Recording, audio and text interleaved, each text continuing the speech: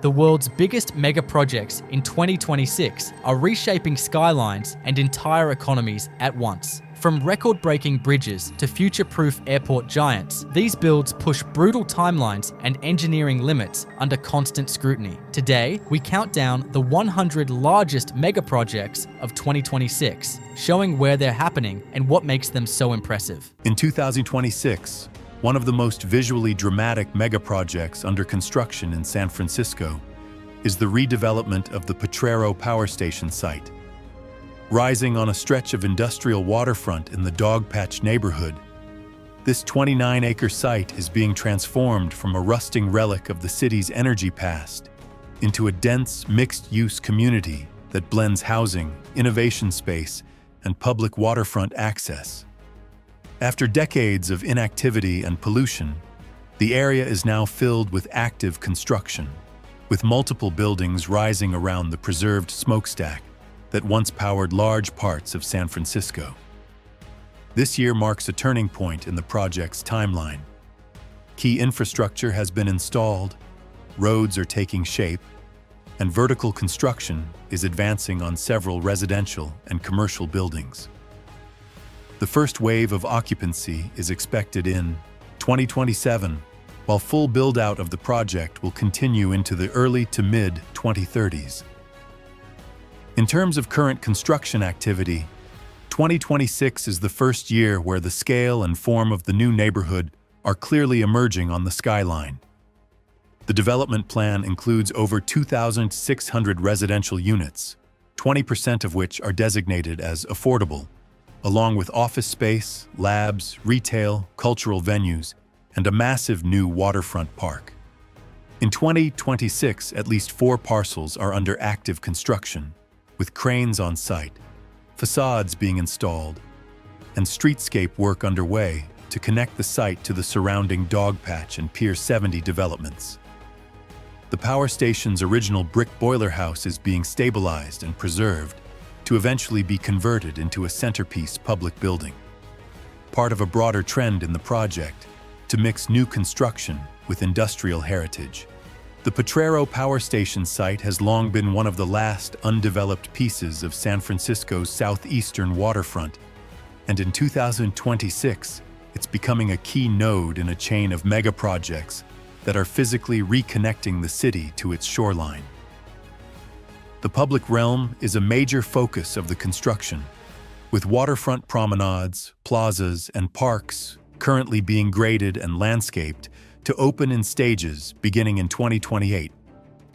These green spaces are designed not just for beauty, but for resilience, integrated with sea level rise protection and sustainable stormwater systems. A major portion of the site is also being prepared for future commercial tenants in the life sciences and advanced technology sectors. In 2026, lab-ready office space is under construction, with leasing expected to begin the following year. These facilities are a core part of the megaproject's economic impact, offering high-tech employment opportunities and reinforcing San Francisco's role in the Bay Area Innovation Corridor. Construction in 2026 is being carried out with strict environmental oversight, given the site's legacy as a fossil fuel power plant. Soil remediation, groundwater treatment, and air quality monitoring are ongoing as each new section of the site is prepared for development. This adds complexity, but also makes the transformation more significant, turning a brownfield into a 21st century neighborhood that meets the city's housing and sustainability goals. When fully completed, the Potrero power station will be a dense, transit-rich waterfront extension of the city, blending over 6 acres of parks, thousands of homes, and over 1 million square feet of office and retail space into a single, cohesive community. In the landscape of San Francisco's 2026 megaprojects, it stands out for its mix of industrial past and future potential. Every structure rising here is part of a deliberate effort to reshape how cities evolve, from polluted infrastructure into vibrant, livable places. Set slightly apart from the historic core of downtown Dallas, the Bank of America Tower at Parkside represents one of the most prominent vertical megaprojects under construction in the Dallas region in 2026. Rising within the Park District near Clyde Warren Park, the tower is positioned as a next-generation commercial office building designed to consolidate major corporate operations while redefining the northern edge of the central business district. The project consists of a high-rise office tower with a large floor plate, advanced building systems, and integrated public realm improvements. It is designed to accommodate a single major anchor tenant while also supporting multi-tenant flexibility. The structure replaces older, lower-density development, reflecting a shift toward taller, more efficient office buildings in Dallas's core employment zones. By 2026, the Bank of America Tower at Parkside is firmly in its vertical construction phase. Structural framing dominates activity throughout the year, with reinforced concrete cores and post-tensioned floor slabs rising steadily above street level. Tower cranes remain on site through most of 2026 to support formwork, rebar placement, and concrete pours as the building progresses floor by floor. Facade installation becomes a major focus during 2026. Curtain wall systems, consisting of high-performance glass and metal panels, are installed from the lower levels upward as the structure tops out. This work is carefully sequenced with interior construction to allow mechanical and electrical rough-ins to follow closely behind the enclosure of each completed floor. The facade is engineered for solar performance, glare reduction, and long-term energy efficiency. Interior construction accelerates significantly during 2026. Mechanical, electrical, and plumbing systems are installed across multiple levels simultaneously. This includes high-capacity HVAC systems designed for dense office occupancy, advanced air filtration, and smart building controls. Electrical infrastructure includes redundant power distribution and backup systems consistent with large financial and corporate tenants. Elevator installation is another critical task, underway in 2026. High-speed elevator shafts are completed within the concrete core, followed by cab installation, guide rails, and control systems. These systems are designed to minimize wait times while serving a tall structure with large floor plates and high daily occupancy. Ground-level construction remains active throughout 2026 as well. The tower integrates structured parking, loading docks, and secure service access beneath and adjacent to the building. Streetscape improvements, including widened sidewalks, landscaping, and pedestrian connections to nearby parks and transit routes, are constructed alongside vertical progress. These elements are coordinated with city infrastructure upgrades to minimize disruption in a dense urban environment. Life safety systems are installed and tested in phases during 2026. Fireproofing, sprinkler systems, smoke control, and emergency power infrastructure are integrated as each floor reaches substantial completion.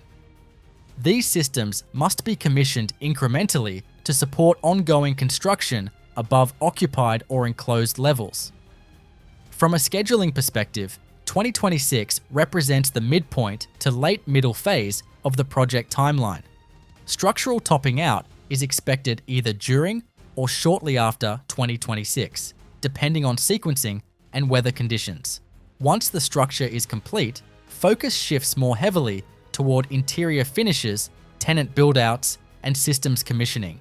Major construction activity continues into 2027, with interior finishes, lobby construction, exterior plaza completion, and final facade detailing extending well beyond the structural phase. Testing and commissioning of building systems, including elevators, HVAC, and security systems, are expected to continue through late 2027. In 2026, several major extensions of the Bay Area Rapid Transit System are under construction, forming a critical part of Northern California's long-term transit infrastructure strategy. The largest and most technically complex is the Silicon Valley Phase 2 extension, a 6-mile expansion of BART. Service from Berryessa, North San Jose, to downtown San Jose and Santa Clara. This project is being led by the Santa Clara Valley Transportation Authority in partnership with BART and is a federally funded, multi-billion-dollar endeavor. Construction in 2026 is fully active along the entire Phase 2 alignment. The project includes 4 new stations: 28th Street, Little Portugal, downtown San Jose, Darien, and Santa Clara. Approximately 5 miles of the alignment will be constructed using a single-bore tunnel, 45 feet in diameter, making it one of the largest subway tunnel sections in North America. In 2026, tunneling operations are scheduled to begin following completion of launch shaft excavation and assembly of the tunnel boring machine. Shaft construction and staging zones are already established at multiple sites, including the Western Portal near Darien Station. The downtown San Jose station, which will be built underground, presents specific challenges due to its depth and proximity to active utilities, heritage buildings, and seismic zones. In 2026, deep excavation, support of excavation walls, and early concrete pours are underway. Similar substructure work is progressing at 28th Street and Darien, where retained cut and mined station boxes are being constructed. Cut and cover methods are being used at the Santa Clara station, which will serve as the new western terminus of the extension and will include a surface-level tail track and storage tracks. The entire Phase 2 extension is projected to open for revenue service by 2036, with major civil work and tunneling expected to conclude by the early 2030s. The project's integration with existing transit hubs, including CalTrain, Amtrak, VTA Light Rail, and future California High-Speed Rail at Darien, is a key element of the design. In 2026, intermodal design coordination is ongoing between BART, VTA, CalTrain, and city agencies to synchronize platforms, vertical circulation, and fare systems. Elsewhere in the Bay Area, BART is continuing with other network improvement projects in 2026. This includes planning and pre-construction for the potential extension to Livermore along the I-580 corridor. Although not yet in full construction, right-of-way acquisition and environmental reviews are active. This corridor is intended to close a critical gap between Dublin, Pleasanton, and the Tri-Valley region. Throughout Central and Southern California in 2026, university campuses are undergoing large-scale construction to accommodate rising enrollment, research expansion, and updated sustainability mandates. These developments span multiple University of California and California State University institutions, with a focus on housing, laboratories, medical infrastructure, and renewable energy integration. At the University of California, Merced, construction continues on multiple academic and housing facilities under the 2020 Project Phase 2, expanding the campus's capacity well beyond its original footprint. In 2026, vertical construction is active on new science and engineering buildings, along with residential halls that will add over 1,000 new beds by 2027. These additions support UC Merced's long-term goal to serve over 15,000 students and enhance its research output in agricultural technology and climate science. On the eastern edge of San Francisco, where rusted cranes once loomed over a forgotten stretch of Shipyard, the Pier 70 redevelopment is one of the city's most ambitious megaprojects currently under construction in 2026. This historic industrial zone, nestled between the Dogpatch neighborhood and the bay, is being transformed into a vibrant waterfront community, one that blends housing, jobs, public parks, and restored heritage structures into a single cohesive district. The construction underway this year marks the most active phase of the project to date, with key milestones approaching as the site charges toward completion in the early 2030s. As of 2026, multiple parcels across Pier 70 are under simultaneous construction. Residential towers are climbing skyward, with the first phase of housing expected to be completed by 2027. These buildings will deliver nearly 1,100 homes in their initial stage, 25% of which are reserved as affordable housing.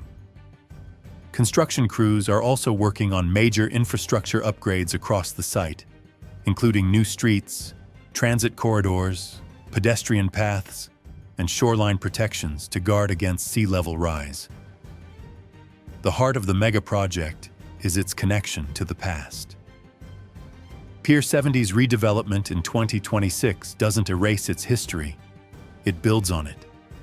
Several historic buildings are being restored and repurposed. These include old machine shops and steel foundries that once supported the shipbuilding industry. In 2026, many of these structures are undergoing seismic retrofitting and interior renovations to be converted into arts venues, retail hubs, and office space for design and tech firms.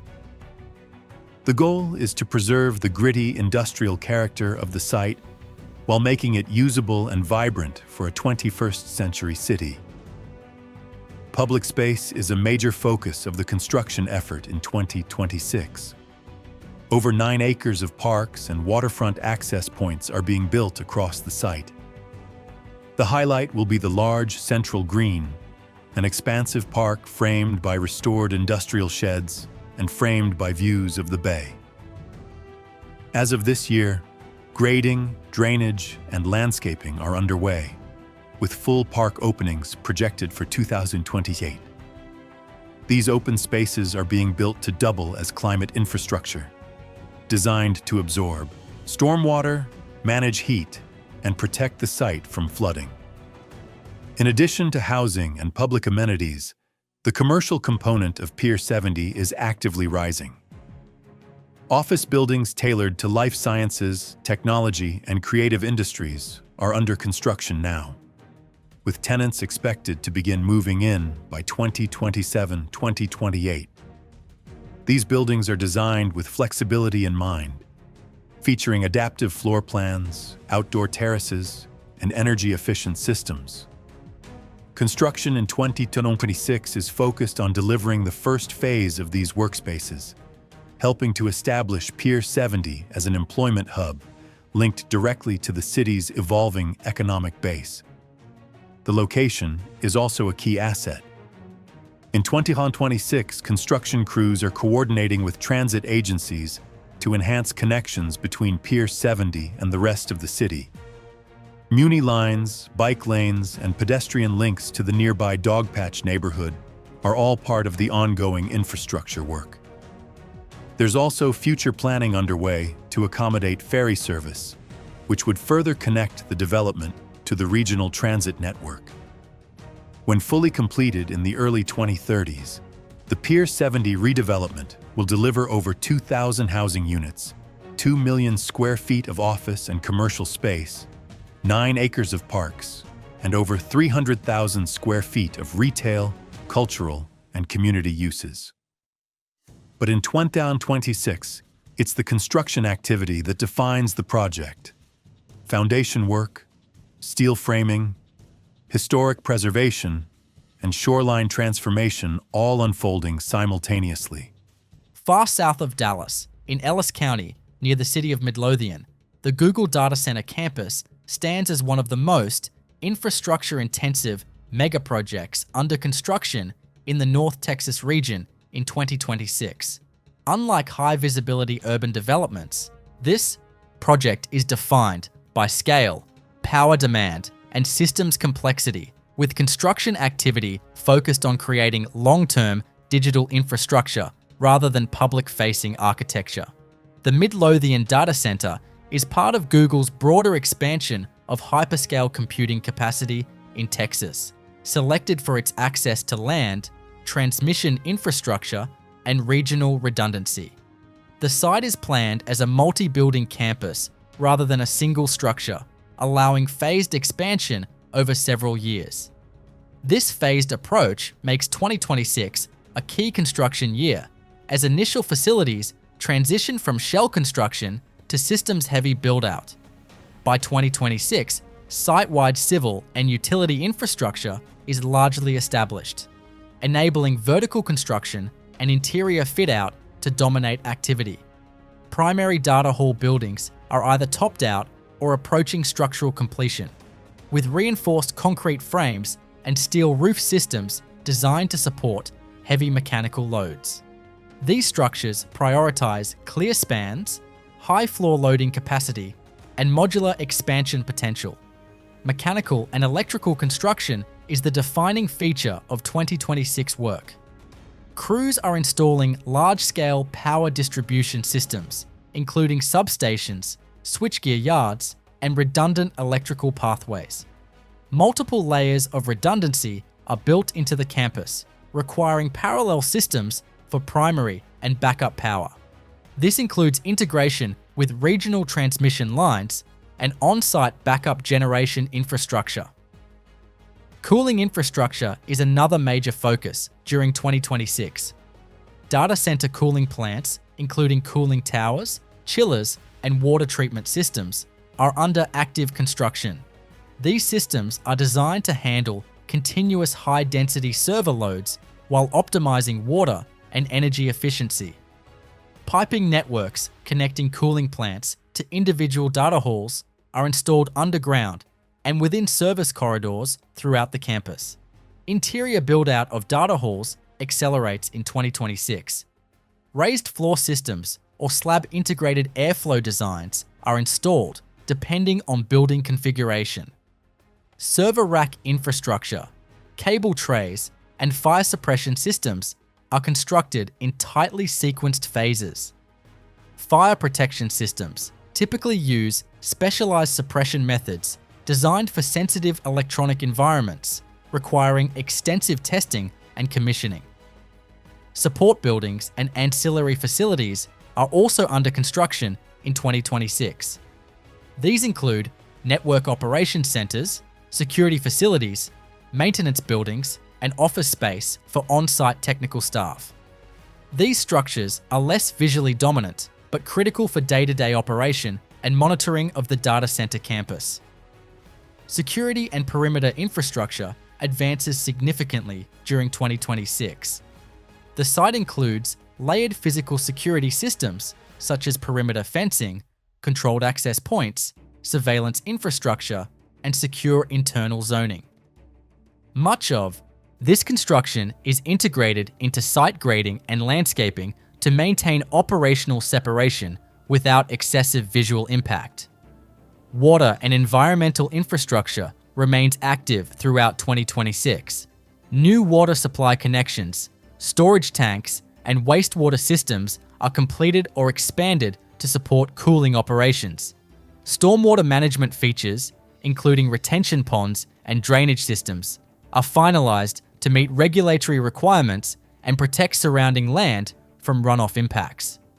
From a timeline perspective, 2026 represents a transition from heavy shell construction to commissioning-focused activity. While new buildings may still be under construction, several completed structures enter systems testing phases. Electrical load testing, cooling system commissioning, and network validation are conducted incrementally as each facility segment reaches readiness. Construction activity is expected to continue beyond 2026, with additional data halls and support facilities added in subsequent phases. Full campus build-out is typically planned over multiple years, allowing capacity to scale with demand. Initial operational capability is often achieved before total completion, with sections of the campus coming online independently. In 2026, one of California's most vital water infrastructure projects is under full-scale construction in the western Sacramento Valley. The site's reservoir project, located northwest of Sacramento near the community of Maxwell in Colusa County, is a planned off-stream reservoir with a total capacity of up to 1.5 million acre-feet. Unlike traditional on-stream reservoirs, sites will store water diverted from the Sacramento River during high flow periods, reducing flood risk while creating a critical reserve for drought resilience.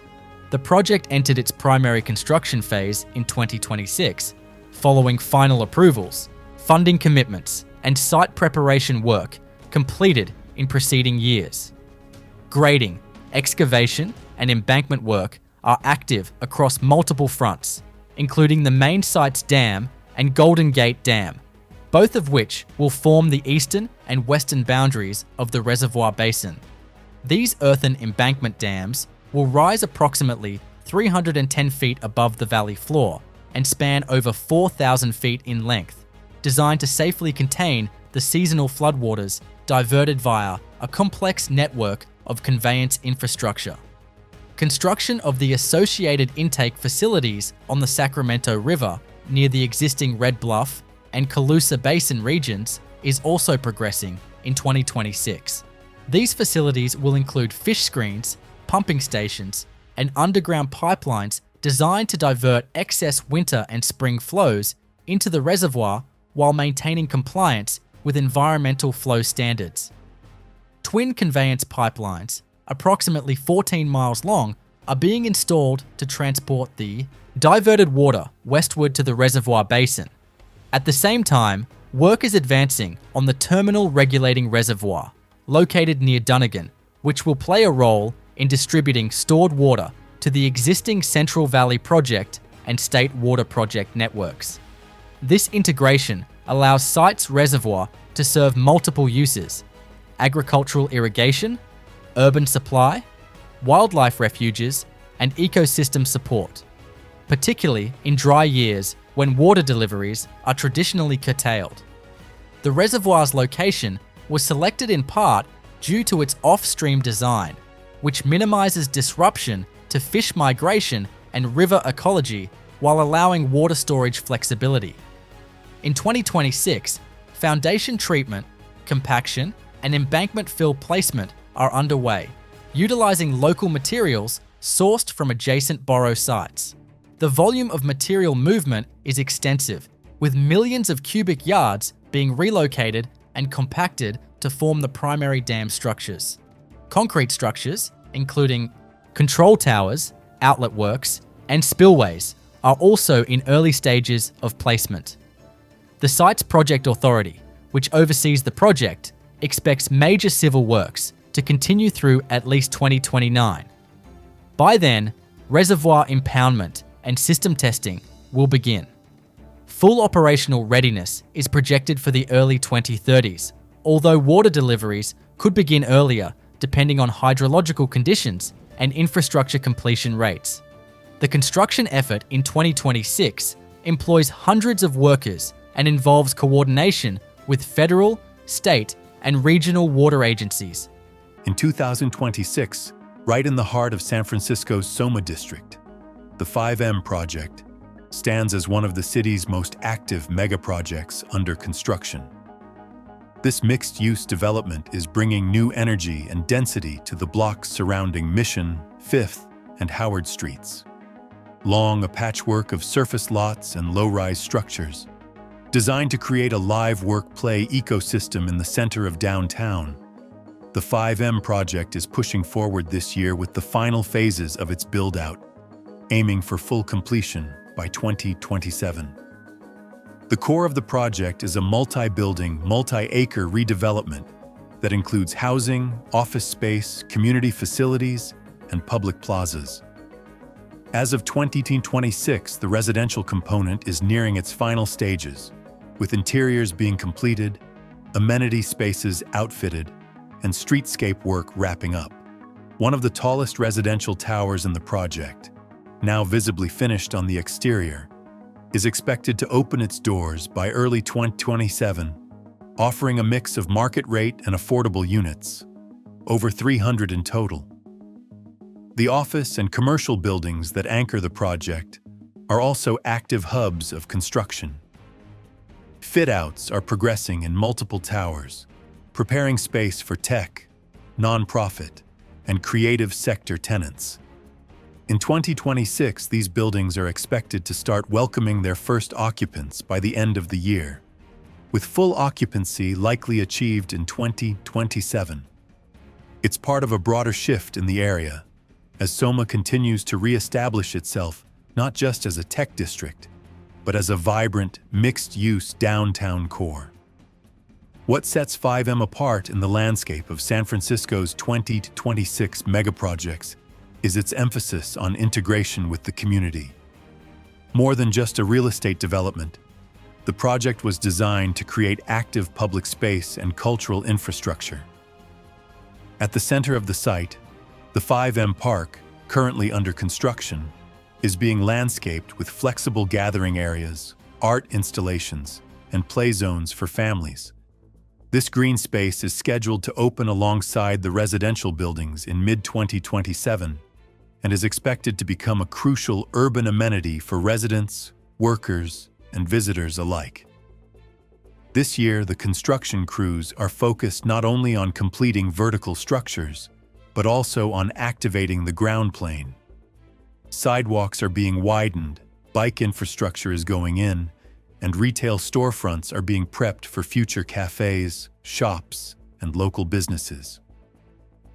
The aim in 2026 is to finish creating a neighborhood that doesn't shut down after office hours, a place where people live, work, eat, and gather 7 days a week. One of the most significant elements under construction now is the dedicated nonprofit office hub and art space, which will house multiple local organizations and creative initiatives. This facility is central to the 5M vision, supporting equity, inclusion, and community-based growth in a rapidly evolving part of the city.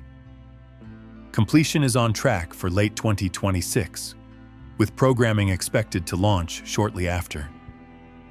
From a development standpoint, the 5M project is compact compared to some of the sprawling waterfront megaprojects elsewhere in San Francisco. But in 2026, it punches far above its weight in terms of impact. Located just blocks from Powell Street BART and Muni lines, its density and transit connectivity make it a model of sustainable urban development, and its blend of housing, employment, and civic use is already influencing how other central city projects are being designed. Downtown Dallas plays a central operational role in the World Cup, despite matches being hosted at AT&T Stadium in Arlington. The downtown core is designated as a primary fan destination, media hub, and hospitality center, requiring significant upgrades to handle international crowds, broadcast demands, and security requirements. As a result, construction in 2026 is distributed across transit corridors, public spaces, and city-owned facilities. Transportation upgrades are among the most visible construction activities in 2026. DART rail stations in and around downtown Dallas are undergoing platform improvements, accessibility upgrades, and system enhancements to accommodate higher passenger volumes. Construction includes platform resurfacing, expanded queuing areas, upgraded signage, and improved vertical circulation elements such as elevators and stairs. These projects are sequenced to maintain daily transit operations while accelerating work during off-peak periods. Street-level infrastructure work intensifies in 2026. Key downtown corridors are being reconstructed or modified to improve pedestrian safety, crowd flow, and curbside operations. Construction includes widened sidewalks, improved crosswalk geometry, upgraded traffic signals, and reinforced pavement sections designed to handle buses, service vehicles, and temporary event traffic. Utility relocations accompany much of this work, requiring coordinated trenching and phased restoration. Public space upgrades represent another major component of 2026 construction. Downtown parks, plazas, and open gathering areas are being improved to serve as fan zones and event staging areas. Construction includes new hardscape surfaces, lighting systems, temporary infrastructure tie-ins, and expanded power and data capacity. These upgrades are designed to be permanent, allowing spaces to function year-round after the tournament concludes. Security-related construction advances significantly in 2026. Downtown facilities designated for World Cup operations receive perimeter hardening, controlled access points, and upgraded surveillance infrastructure. This includes installation of security bollards, reinforced barriers integrated into streetscape design, and expanded camera and monitoring networks. Much of this work is intentionally blended into public realm improvements to avoid long-term visual impact. Hospitality and event support infrastructure also sees targeted upgrades during 2026. Convention and meeting facilities in downtown Dallas undergo interior renovations to support media, operations, team logistics, and international broadcasting. Construction includes upgraded power distribution, enhanced telecommunications infrastructure, improved loading and service access, and reconfigured interior layouts to support temporary World Cup users. Wayfinding and signage infrastructure is another major focus in 2026. Crews install new directional systems designed for international visitors, incorporating multilingual signage and standardized event iconography. These systems are integrated into streets, transit stations, and public buildings, requiring coordinated installation across multiple agencies and property owners. Technology infrastructure work peaks in 2026 as well. Downtown Dallas receives expanded fiber optic capacity, upgraded wireless networks, and enhanced data redundancy to support global media transmission and high-density mobile usage. These installations often occur underground or within existing structures, making them less visible but critical to World Cup operations. From a construction sequencing perspective, 2026 is the final and most intensive year of preparation. Many projects that began in earlier years reach substantial completion during this period, while others undergo final fit-out, testing, and commissioning.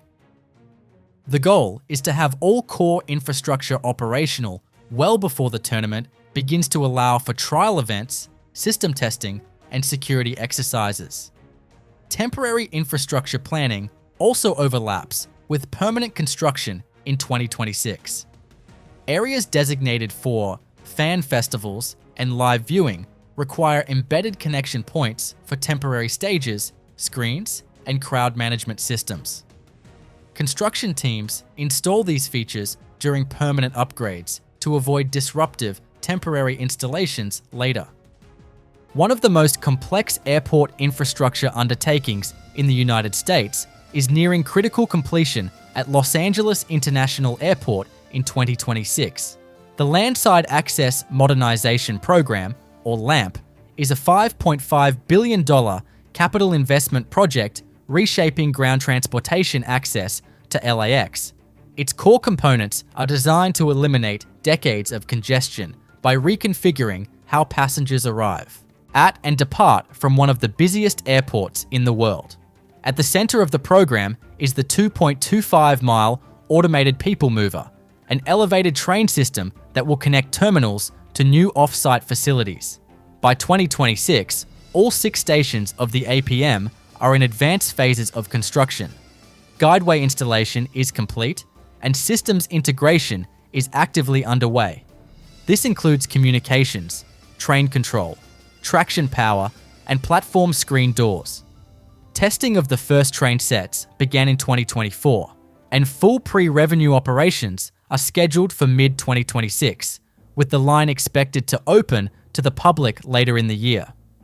The APM will operate 24 hours a day, with peak headways of under 3 minutes, linking the central terminal area with 3 major intermodal access points: the Consolidated Rent-A-Car Facility, the Intermodal Transportation Facility, West, and the future Airport Metro Connector Station at 96th Street. These access points are critical to shifting passenger movement away from curbside traffic. Construction of the Conrack facility is substantially complete in 2026. Located east of the 405 freeway, this 5.3 million square foot structure consolidates over 20 rental car operations into a single vertical facility, reducing shuttle trips by over 3,000 daily. The facility includes ready return areas, maintenance bays, fueling stations, and direct access to the APM. Operational turnover to rental car companies began in late 2025, with phased occupancy continuing through 2026. The ITF West, a major drop-off and pickup location with public parking, opened in 2021, but continues to evolve in 2026 with integration of pedestrian pathways, wayfinding systems, and last-mile transit connections. The facility includes nearly 4,300 parking spaces and serves as the western terminus of the APM. It also supports the broader mobility plan by acting as a ground transportation hub with connections to shuttles, rideshare services, and regional buses. On the eastern side of the system, construction of the Airport Metro Connector Station, led by LA Metro, is active in 2026. This facility will link the APM to the regional rail network via the Metro K line and future expansions. Platform structure, track installation, and system integration are progressing, with projected completion targeted for 2027. When operational, it will allow passengers to reach LAX from the metro system without the need for a vehicle.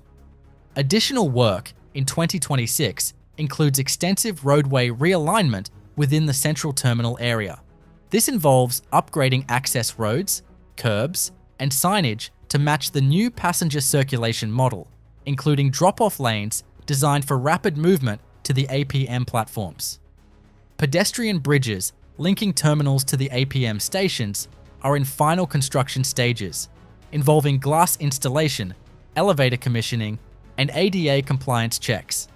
The LAMP project also integrates sustainability features.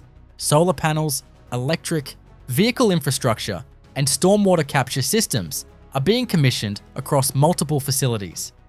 The APM itself is all electric, designed to reduce greenhouse gas emissions by over 30,000 metric tons annually once fully operational.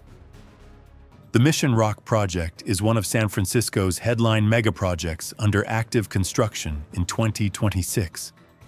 Sitting directly south of Oracle Park, on what was once a windswept sea of asphalt and overflow parking lots, this 28-acre waterfront site is being turned into a dense, walkable neighborhood that combines housing, parks, offices, and retail in one of the most high-profile real estate efforts in the city. In 2026, the project is deep in Phase 1 construction. Several major buildings have already topped out, with exterior work wrapping up and interior build-outs ongoing. Full completion of this phase is expected by late 2027.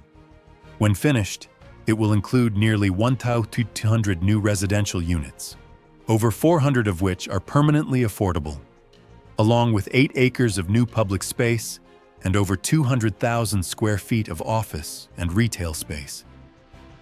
This megaproject isn't just reshaping a site, it's helping to redefine the southern edge of San Francisco's downtown.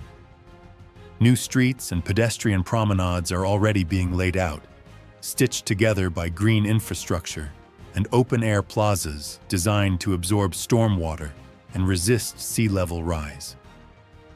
The waterfront park, known as China Basin Park, is being built in tandem with the buildings around it. Crews in 2026 are currently sculpting the park's shoreline and planting native vegetation, with major portions set to open by 2028.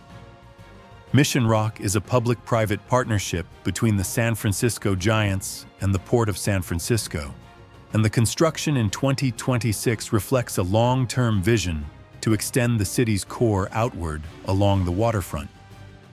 Designed as a high-density, low-emissions community, every new structure is being built to LEED Gold or higher standards.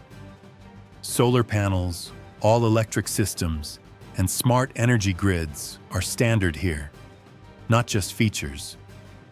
One of the project's architectural landmarks now under construction is the Canyon, a massive mixed-use building that blends market-rate apartments with carved terraces and retail space.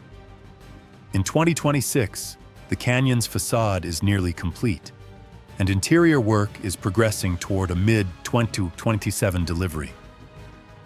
Nearby, a life sciences tower being built for the biotech sector is rising quickly, with tenants expected to begin occupancy by late 2028. What makes Mission Rock such a key part of San Francisco's 2026 megaproject landscape is its fusion of uses and its central location. Unlike isolated developments on the city's edges, this project plugs directly into the transit network and urban fabric. It's within walking distance of downtown, BART, CalTrain, and multiple Muni lines. Its completion will not only provide urgently needed housing, it will expand the city's job base and public amenities in a place long dominated by underused land. As of 2026, the construction site is a hive of activity. Steel framing, glazing, mechanical installation, and hardscape development are all occurring simultaneously across multiple parcels. Each building is being developed by a different architectural team, resulting in a diversity of forms and styles that break from the monolithic look of some other megaprojects. This is intentional. Mission Rock is designed to feel like a neighborhood, not a master plan. The entire project is expected to wrap up in multiple phases through the early 2030s, with new parcels starting construction as others finish. By the time it's fully built out, Mission Rock will include 8 acres of parks, up to 1.4 million square feet of commercial space, and space for thousands of new residents. At the center of North Texas's expanding regional rail network, the BART Silver Line stands as one of the most complex transportation megaprojects under construction in the Dallas region in 2026. Unlike traditional light rail lines, the Silver Line is being delivered as a commuter-style corridor designed to connect suburban employment centers, major airports, and existing rail systems across multiple cities in Collin, Dallas, and Tarrant counties. The Silver Line is a roughly 26-mile east-west rail corridor stretching from Shiloh Road in Plano to DFW Airport North Station. It repurposes and upgrades an existing freight rail right-of-way, requiring extensive coordination between passenger rail construction and ongoing freight operations. This shared corridor condition defines much of the construction activity occurring in 2026, making the project significantly more complex than greenfield rail lines. By 2026, the Silver Line is firmly in its peak construction phase. Track installation and rehabilitation are ongoing across multiple segments, including full replacement of rail, ties, ballast, and drainage systems to meet passenger rail standards. In several areas, parallel tracks are being added or extended to allow freight and passenger trains to operate simultaneously without service conflicts. These works require nighttime construction windows and precise scheduling to minimize disruption. Station construction is a major focus during 2026. All planned stations serving Plano, Addison, Carrollton, Capel, and DFW Airport are in various stages of vertical construction. Platform structures, canopies, elevators, stairways, and pedestrian bridges are being built concurrently at different sites. In 2026, crews are installing structural steel, pouring elevated platforms, and beginning architectural finishes at stations that reached foundation completion in earlier years. Grade crossing reconstruction defines another major category of 2026 construction.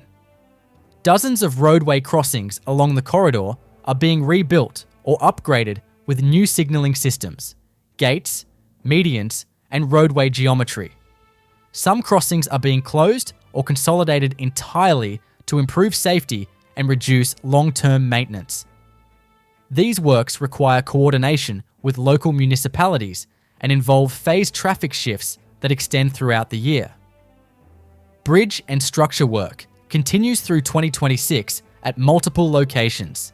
Existing rail bridges are being widened, reinforced, or replaced to support increased rail traffic and modern load requirements. In flood-prone areas, embankments and culverts are being rebuilt to improve resilience against extreme weather events. These civil works represent some of the most capital-intensive portions of the project. Systems installation accelerates significantly during 2026. Crews are deploying signaling and train control systems designed for higher speed regional rail service. This includes centralized traffic control infrastructure, communication systems, and safety monitoring equipment.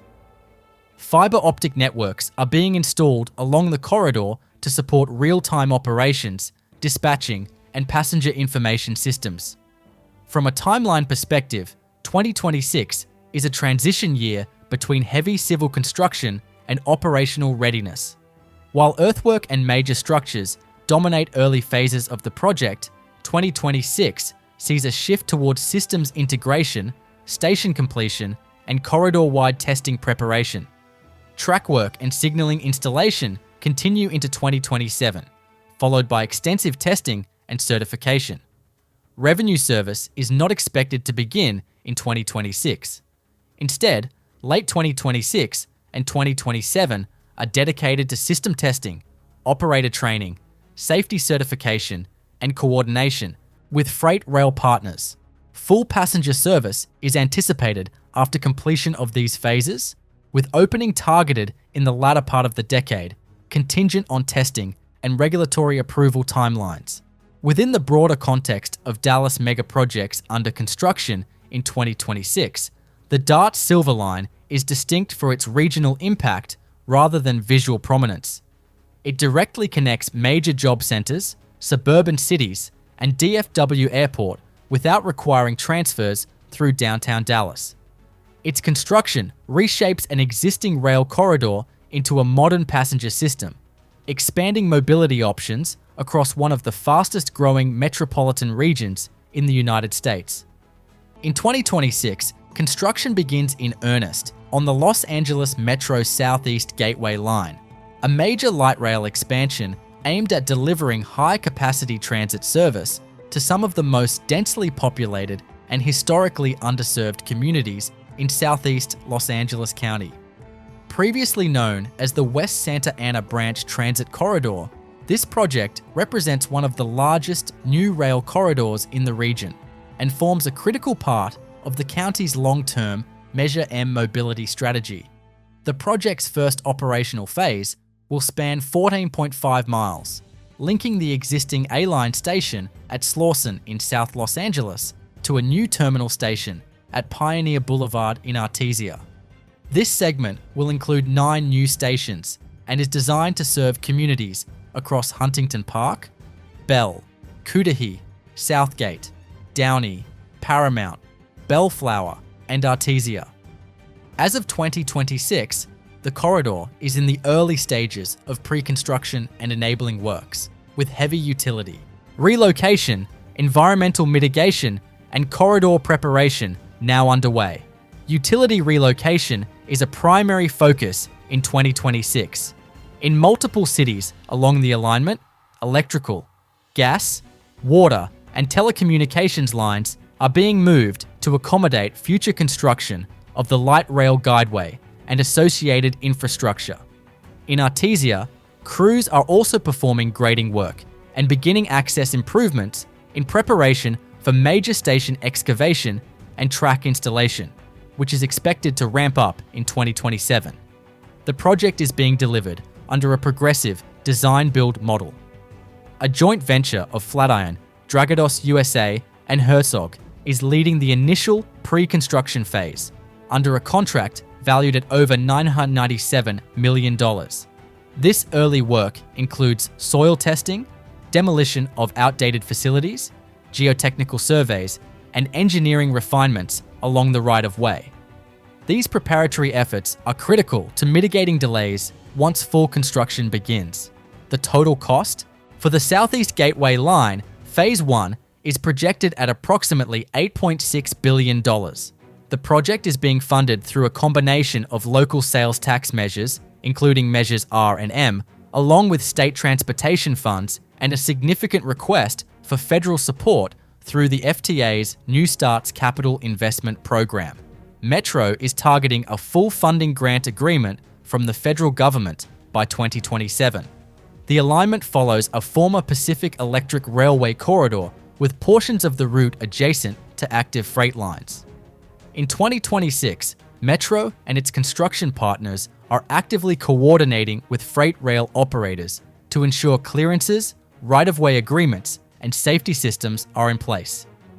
Quiet zones, grade separation structures, and fencing are being designed, and in some areas, early site work has begun.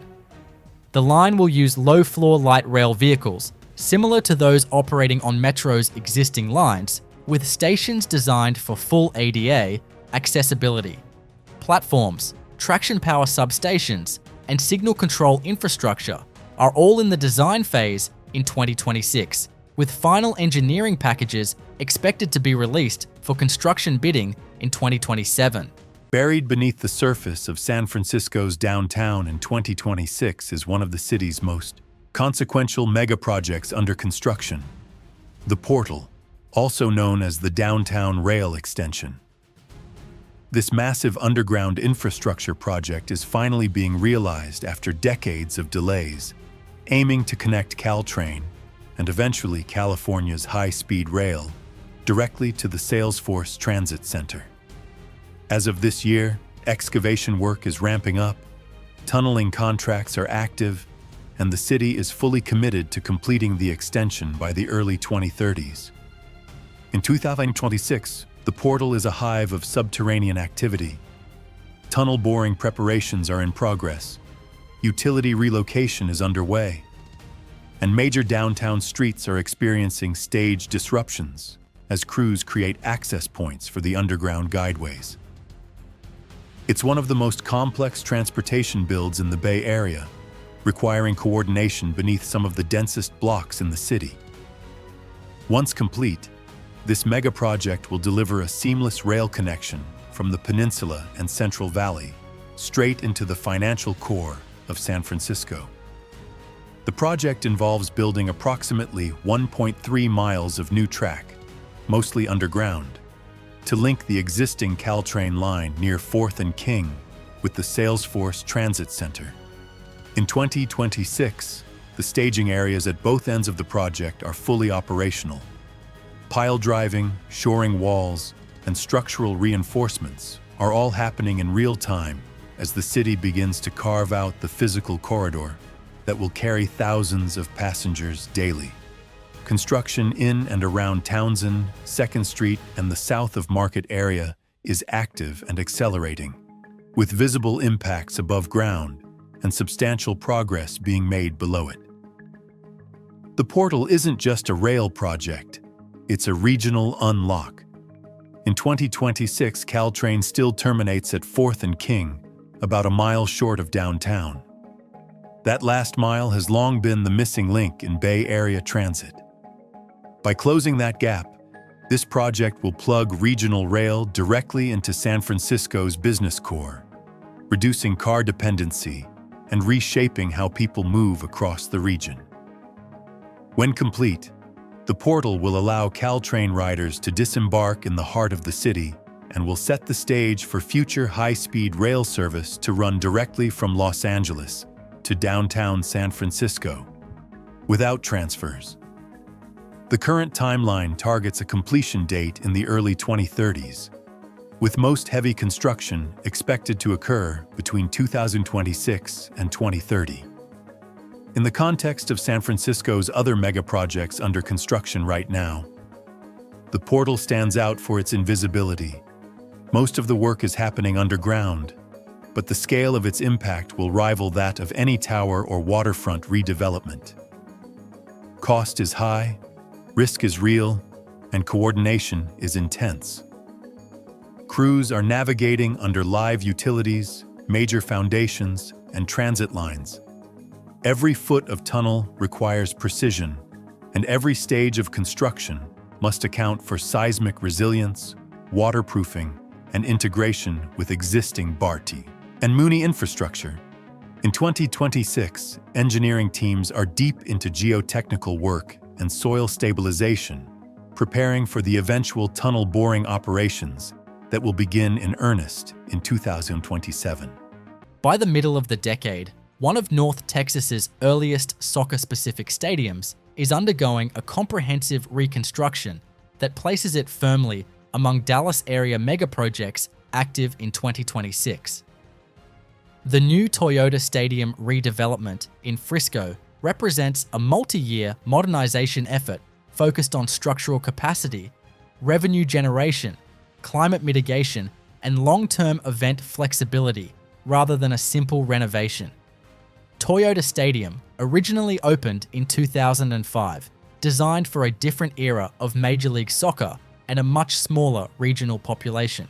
The redevelopment project restructures the existing stadium rather than replacing it, allowing FC Dallas to continue operations while construction advances in carefully sequenced phases. By 2026, the project is deep into its most technically demanding stage, with heavy construction occurring throughout the seating bowl, concourses, and building systems.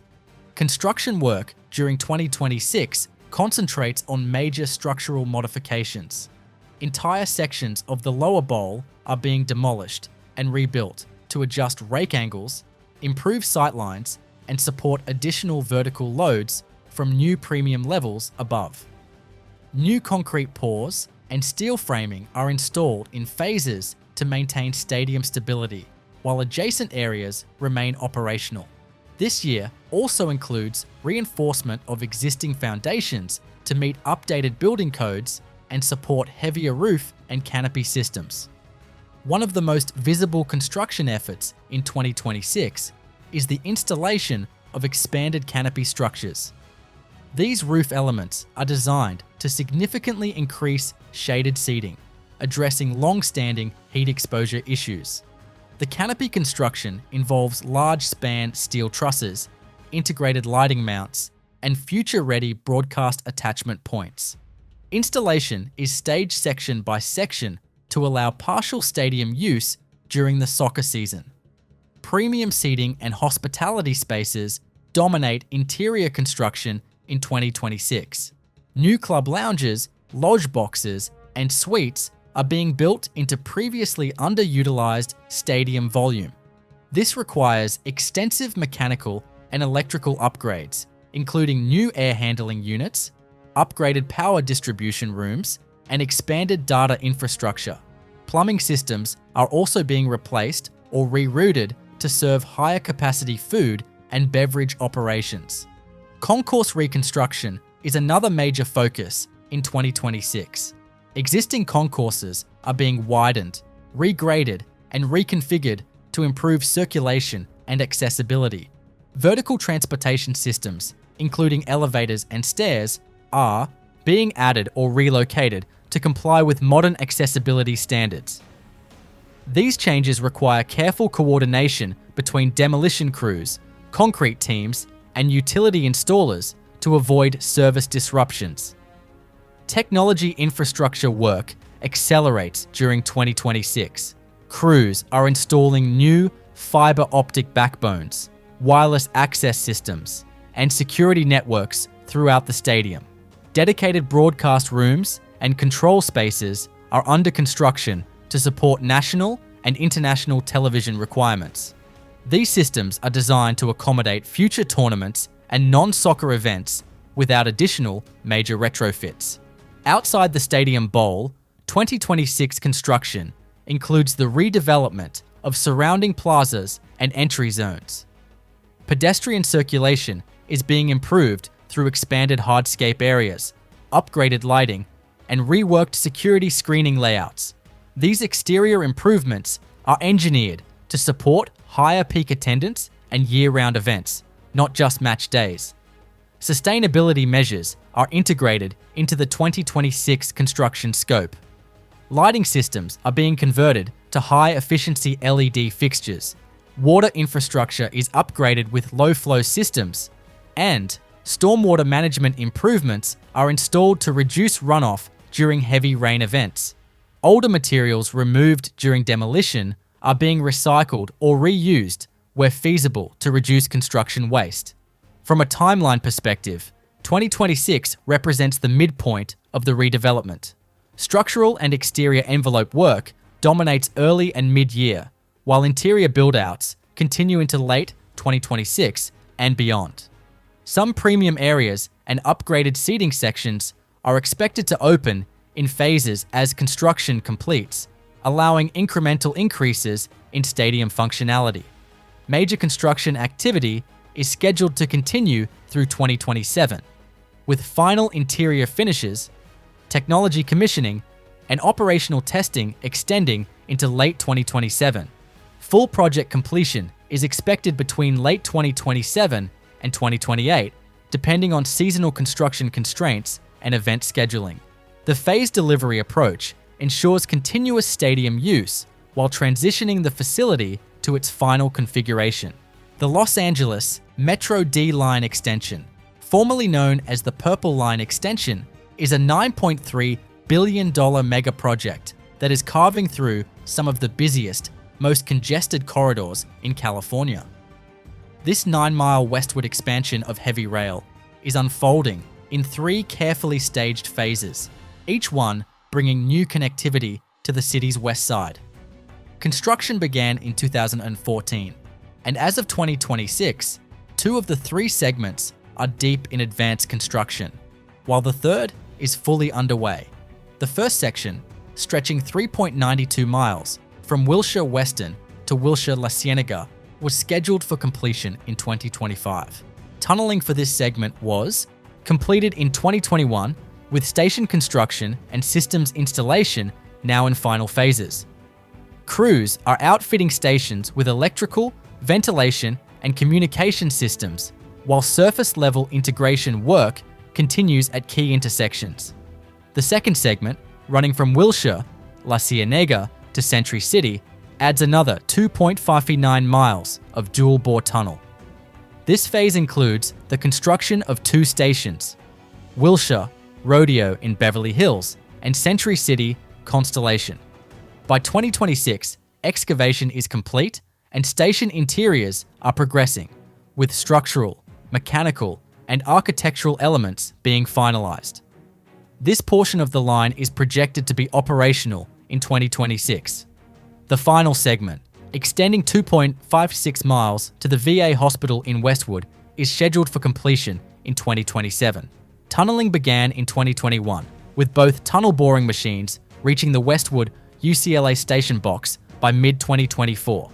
By 2026, structural work at both Westwood stations is active, including excavation, waterproofing, and concrete shell construction. This third phase is particularly complex, not only due to proximity to critical federal and medical infrastructure, but also because of seismic design considerations near the Santa Monica Fault. All 3 phases are being constructed simultaneously to streamline delivery, maximize cost efficiency, and align operational readiness. Together, they form a continuous underground transit spine linking downtown Los Angeles to Beverly Hills, Century City, and Westwood, some of the region's highest density employment and residential zones. When complete, the D-Line extension will connect riders to major institutions, including UCLA, Cedars-Sinai Medical Center, and a cluster of Fortune 500 offices in Century City. By the time the full extension opens in 2027, the D-Line will operate across 13 miles from Union Station to the VA hospital in Westwood, serving nearly 80,000 weekday riders. This will dramatically reduce commute times along the corridor, potentially cutting rush hour trips from over an hour by car to under 30 minutes by rail. In addition to relieving pressure on the 10 and 405 freeways, the D-Line will improve access to key transit interchanges, including connections with the B-Line, E-Line, and multiple local and express bus routes. In 2026, deep excavation work is underway in the heart of California's rugged Diablo Range. At the core of this activity lies the Pacheco Pass tunnels, 2 parallel bores that will become the most technically demanding segment of the state's high-speed rail system. Spanning approximately 13.5 miles between the Central Valley and the Santa Clara Valley, this tunnel system is being designed to support trains traveling at speeds up to 220 miles per hour.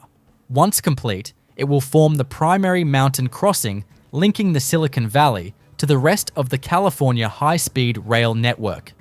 In 2026, one of San Francisco's most strategically important megaprojects under construction is taking shape across the CalTrain rail yards in the heart of central Soma.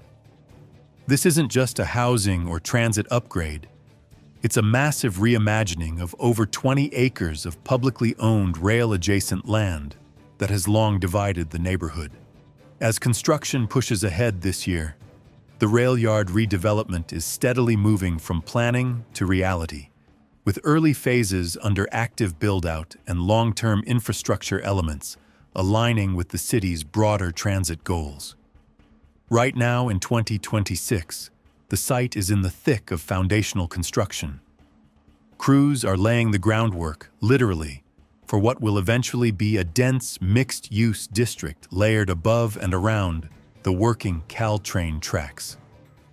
This megaproject is part of a coordinated effort to modernize regional transportation while unlocking thousands of new homes and millions of square feet of development potential just blocks from downtown San Francisco. The CalTrain yard has been a physical and visual barrier in central Soma for generations. But in 2026, construction is actively transforming this space into an urban connector. Elevated platforms, decked structures, and street-level improvements are all in progress, designed to bridge the gap between surrounding neighborhoods and the core rail infrastructure. This year, much of the work focuses on realigning utilities, stabilizing the site for future vertical construction, and preparing parcels that will be used for new housing, office towers, and public spaces. The housing element of the rail yard redevelopment is one of the most anticipated components currently under construction. Phase 1 will deliver several hundred new residential units, with a significant portion allocated for affordable housing. These buildings, now rising on the edges of the yard, are expected to be ready for occupancy by 2028.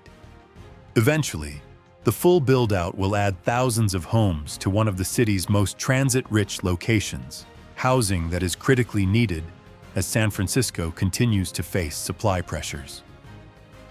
But housing is only one piece of this megaproject. In 2026, work is also underway on commercial development that will bring job space to the corridor, particularly targeting sectors like life sciences, tech, and creative industries. The close proximity to both downtown and future rail connections makes this site highly desirable, and the ongoing construction reflects the urgency to activate it. Several mid-rise office buildings are being framed out this year, with completion of the first wave of commercial space projected around 2029. A crucial component that's being integrated into the redevelopment in real time is transportation. The CalTrain facility itself is being reconfigured to prepare for electrification, high-speed rail integration, and potential undergrounding as part of the downtown rail extension. In 2026, while major tunneling has not yet reached the yard, planning and structural coordination are fully underway to make sure future rail service, including high-speed trains, can be accommodated.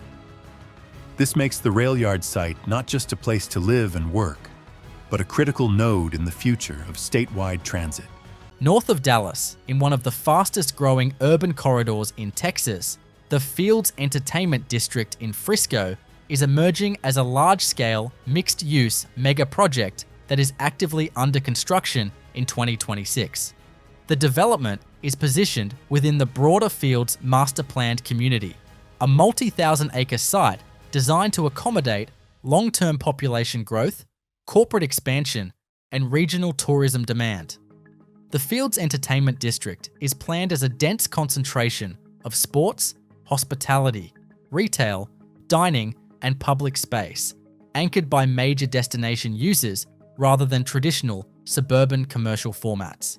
Unlike single-purpose developments, the district is structured to operate continuously, supporting large events, daily foot traffic, and future transit-oriented growth.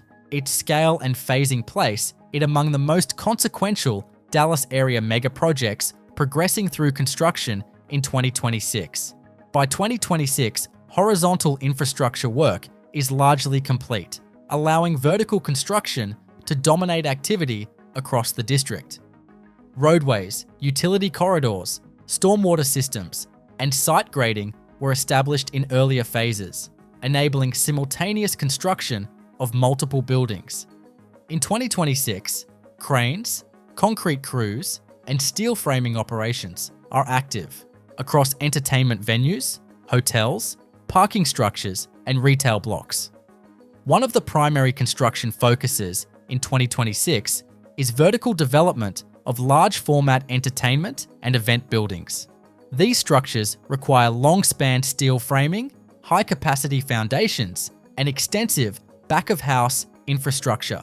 Construction includes structural steel erection, roof decking, and exterior enclosure systems designed to accommodate high occupant loads and advanced audiovisual systems. These buildings are engineered to support concerts, live events, and large public gatherings. Hospitality construction accelerates during 2026. Multiple hotel components within the district are rising simultaneously, with reinforced concrete and steel structures progressing floor by floor. Interior build-outs begin on lower levels as upper floors continue structural work. Mechanical and plumbing systems are sized for high turnover and large conference or event-driven occupancy patterns, reflecting the district's destination-oriented role. Retail and dining blocks are also under active construction in 2026. These buildings are designed with flexible floor plates to allow tenant customization while maintaining consistent architectural standards across the district. Construction includes storefront framing, exterior finishes, service corridors, and shared utility infrastructure. Emphasis is placed on pedestrian connectivity with covered walkways, plazas, and integrated outdoor seating areas built alongside vertical elements.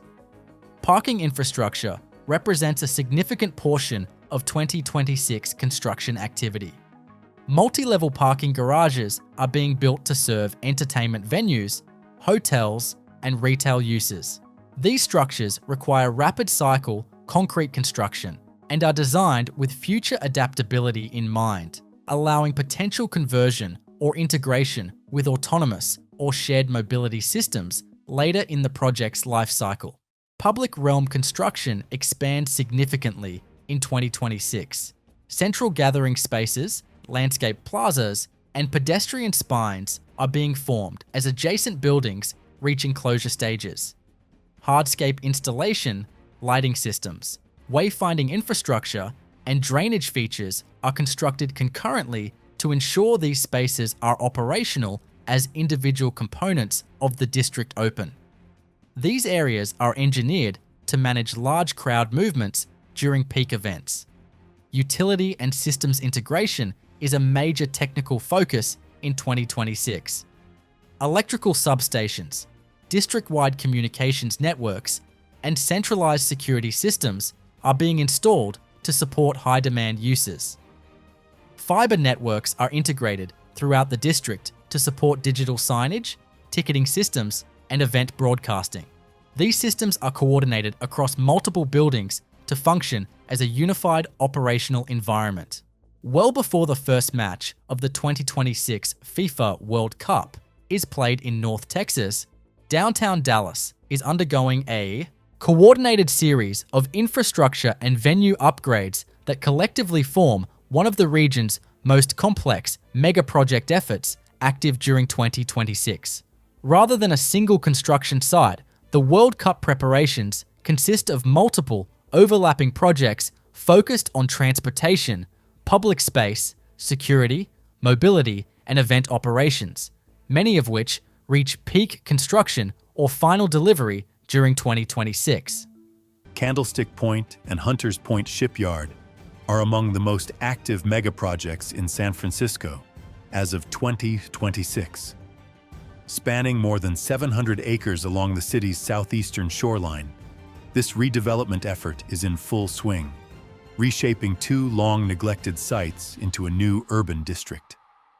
Construction is progressing across multiple parcels, with new streets, housing blocks, and parks taking shape, setting the stage for what will become one of the largest residential and commercial expansions in San Francisco's modern history.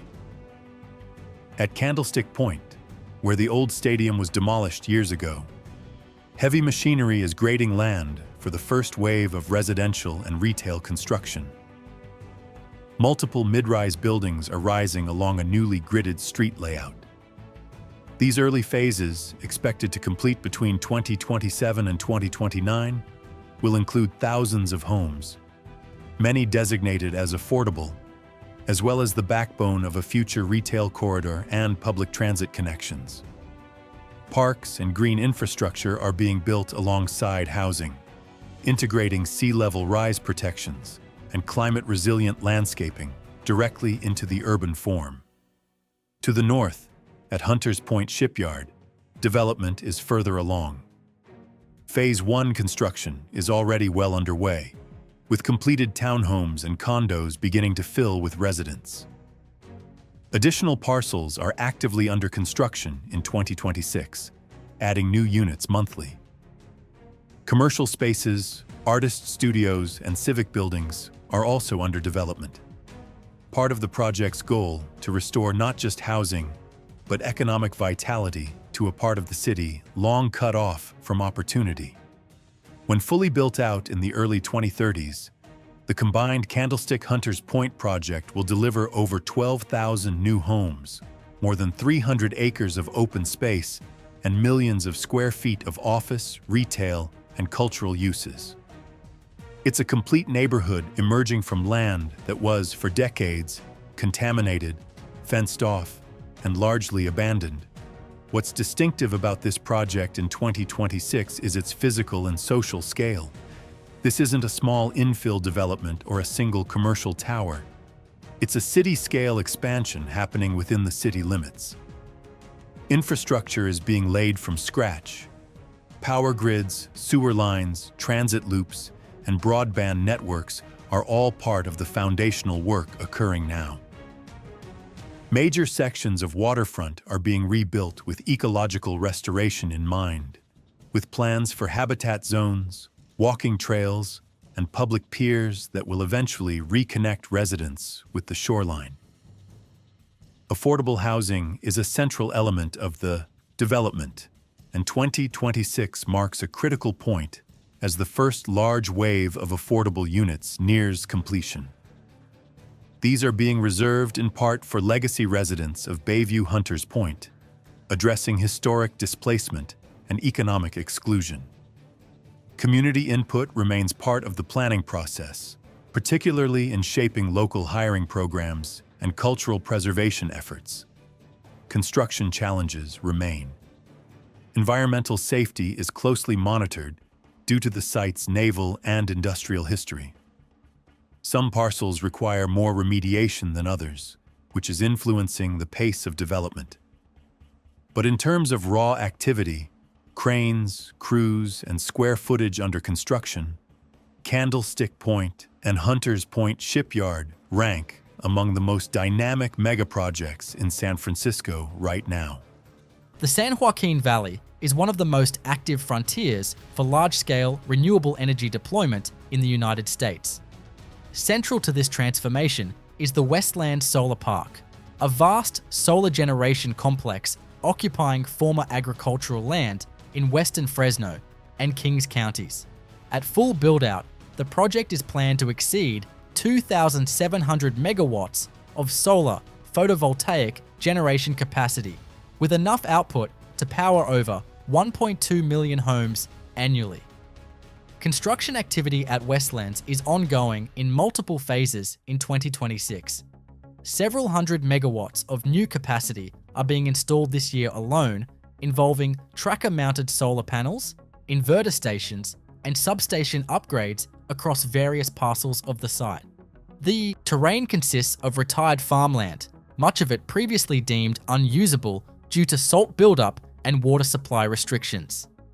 These parcels are being repurposed for renewable energy under a land use framework coordinated with the Westlands Water District and state energy planners. New transmission infrastructure is also under construction in 2026 to connect additional generating blocks to the California Independent System Operator grid. This includes expansion of the Gate substation and integration of newly completed collector substations. Interconnection capacity is being increased to accommodate not only current solar projects, but also future energy storage systems that are now part of long-range build-out plans. In parallel with solar generation, battery energy storage is entering the construction pipeline. In 2026, multiple developers are installing utility-scale battery systems adjacent to solar arrays designed to store surplus daytime generation and discharge it during peak evening demand. These lithium-ion systems are being integrated directly with grid controls, supporting load balancing and reducing reliance on natural gas peaker plants. The development at Westlands is part of a larger regional shift. In 2026, the Western San Joaquin Valley hosts more than a dozen large renewable energy projects in various stages of permitting, construction, or operation. This includes both standalone solar fields and hybrid facilities with co-located batteries. Projects are distributed across counties, including Fresno, Kings, Kern, and Tulare, taking advantage of high solar irradiance, flat terrain, and proximity to major transmission corridors, such as Path 15 and the California-Oregon intertie. Permitting processes in 2026 have been streamlined under the state's renewable energy acceleration mandates, particularly those tied to SB 100 and the state's goal of reaching 100% zero-carbon electricity by 2045. Projects in Westlands benefit from environmental pre-clearance under the Renewable Energy Transmission Initiative, which has designated this area as a high-priority renewable energy zone. As a result, timelines from permitting to groundbreaking have shortened significantly in recent years. Employment across these projects in 2026 supports hundreds of construction jobs in electrical, civil, and mechanical trades. Labor agreements ensure prevailing wages and workforce training, while local agencies coordinate with developers on road improvements and service access. Equipment staging, panel deliveries, and interconnection work are active throughout the region, with multiple utility contractors working simultaneously across different sites. South of Dallas's central business district, the K. Bailey Hutchison Convention Center is undergoing a comprehensive expansion and reconstruction that places it among the most consequential mega projects under construction in the city in 2026. The project is not a simple addition to the existing facility, but a phased redevelopment designed to modernize one of the largest convention centers in the region while maintaining event operations throughout construction.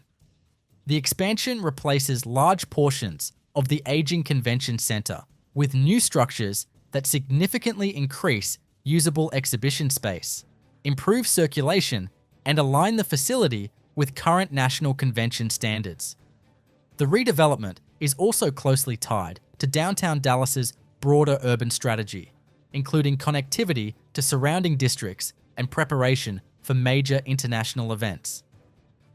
By 2026, the project is in its most intensive construction phase. Demolition of outdated exhibition halls and support spaces has largely been completed, allowing new structural work to dominate the site. Crews are actively engaged in deep foundation construction, including drilled piers and mat foundations designed to support long-span exhibit halls and multi-level meeting facilities. These foundations are engineered to accommodate heavy floor loads associated with large conventions and trade shows. Superstructure construction accelerates throughout 2026. Steel framing for expansive exhibit halls is erected using long-span trusses that minimize interior columns and maximize flexible floor space. Concrete cores housing vertical circulation, mechanical shafts, and life safety systems rise concurrently. The sequencing of this work is carefully planned to allow portions of the existing convention center to remain operational while new sections are built adjacent to them. Exterior enclosure becomes a major focus during 2026. Crews install curtain wall systems, precast panels, and roofing assemblies as structural work reaches completion in phases. These systems are designed for durability, energy efficiency, and acoustic performance, reducing operational costs and improving the experience for both exhibitors and visitors. Interior construction advances rapidly in 2026 across completed structural zones. Mechanical, electrical, and plumbing systems are installed to support modern convention requirements, including high-capacity power distribution, advanced HVAC systems, and extensive data infrastructure. These systems are designed to accommodate simultaneous large events with high technology demands, such as trade shows requiring heavy electrical loads and extensive connectivity. Circulation and access improvements are a critical component of the 2026 construction scope. New concourses, meeting room clusters, and pre-function spaces are being built to improve wayfinding and reduce congestion. Vertical transportation systems, including escalators and elevators, are installed to efficiently move large crowds between exhibit levels and meeting spaces. These improvements address long-standing operational limitations of the original facility. Site and infrastructure work continues alongside vertical construction in 2026. Roadway realignments, service access improvements, and utility upgrades are underway to support increased event traffic and logistics operations. Stormwater management systems are being upgraded to meet current standards and reduce flood risk in a historically vulnerable area of downtown.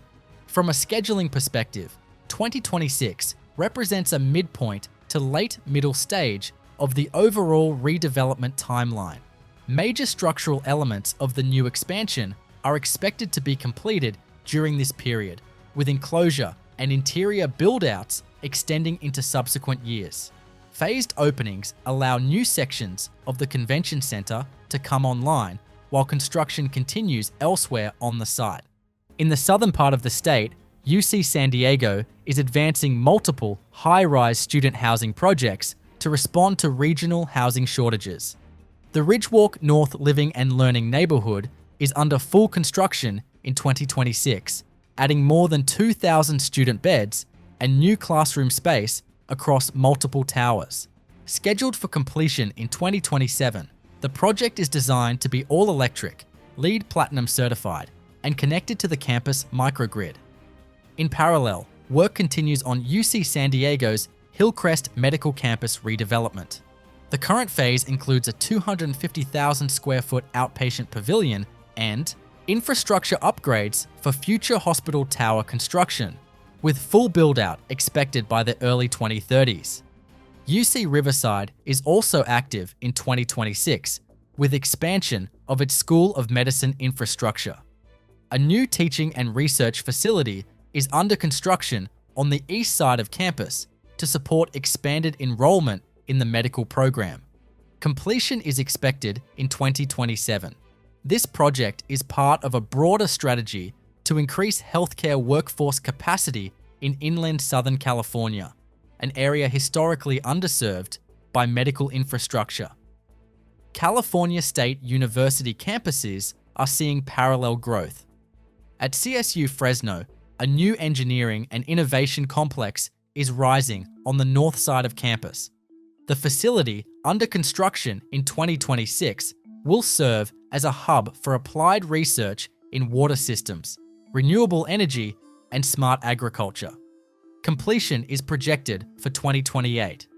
Additional site work is being done to support future housing and transit integration with local bus and shuttle services. In San Diego State University continues development of SDSU Mission Valley, a multi-phase campus and mixed-use expansion on the site of the former Qualcomm Stadium. By 2026, the first academic buildings and lab facilities are fully under construction, alongside residential towers and open space infrastructure. The Innovation District, part of this expansion, is scheduled to deliver its first research buildings by 2027, including partnerships with private sector and public health agencies. The SDSU West Campus expansion is designed to eventually support 15,000 students, along with a major sports and event complex already completed in earlier phases. At Cal Poly San Luis Obispo, the William and Linda Frost Center for Research and Innovation is nearing completion in 2026, bringing advanced laboratories for science and agriculture programs. Concurrently, planning and early construction is underway for expanded housing to meet enrollment growth targets set through 2030. The Pacheco Pass segment falls within the broader Merced to San Jose section, which is in the advanced pre-construction phase. Full-scale construction is expected to begin in late 2026 or early 2027, following the completion of design, environmental permitting, and contractor procurement. In 2026, geotechnical investigations are being conducted at multiple points across the alignment, including test drilling to analyze subsurface conditions, fault mapping near the Calaveras and San Andreas fault zones, and seismic risk assessments required for final tunnel engineering. The tunnel alignment will require 2 main bores with an internal diameter of approximately 40 feet each, separated by cross passages every 1,000 to 1,500 feet to allow emergency access and pressure equalization. An intermediate access shaft is also planned in the vicinity of Casa de Fruta to provide tunnel boring machine launch capability and logistical support during construction. The geology of the Diablo Range presents significant challenges with faulted rock zones, variable water inflows, and compressible soils in valley transitions. Tunneling will be conducted using pressurized tunnel boring machines capable of navigating mixed face and high pressure conditions. The Pacheco Pass tunnels will pass under critical infrastructure, protected habitat areas, and seismic fault lines, requiring advanced lining systems and continuous monitoring. Designs include seismic isolation joints and drainage galleries to mitigate fault displacement risk and groundwater intrusion. Tunnel depth will range from 100 to over 1,000 feet below surface, depending on terrain. Ventilation and safety systems, including emergency egress, fire protection, and pressurization controls, are part of the ongoing systems design effort in 2026.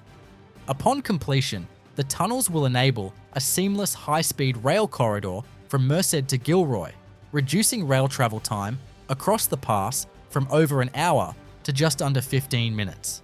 Combined with viaducts, embankments, and cut and fill, sections across the San Joaquin Valley and into the Santa Clara Valley, the Pacheco Pass alignment represents one of the most capital-intensive and engineering-heavy components of the entire HSR system.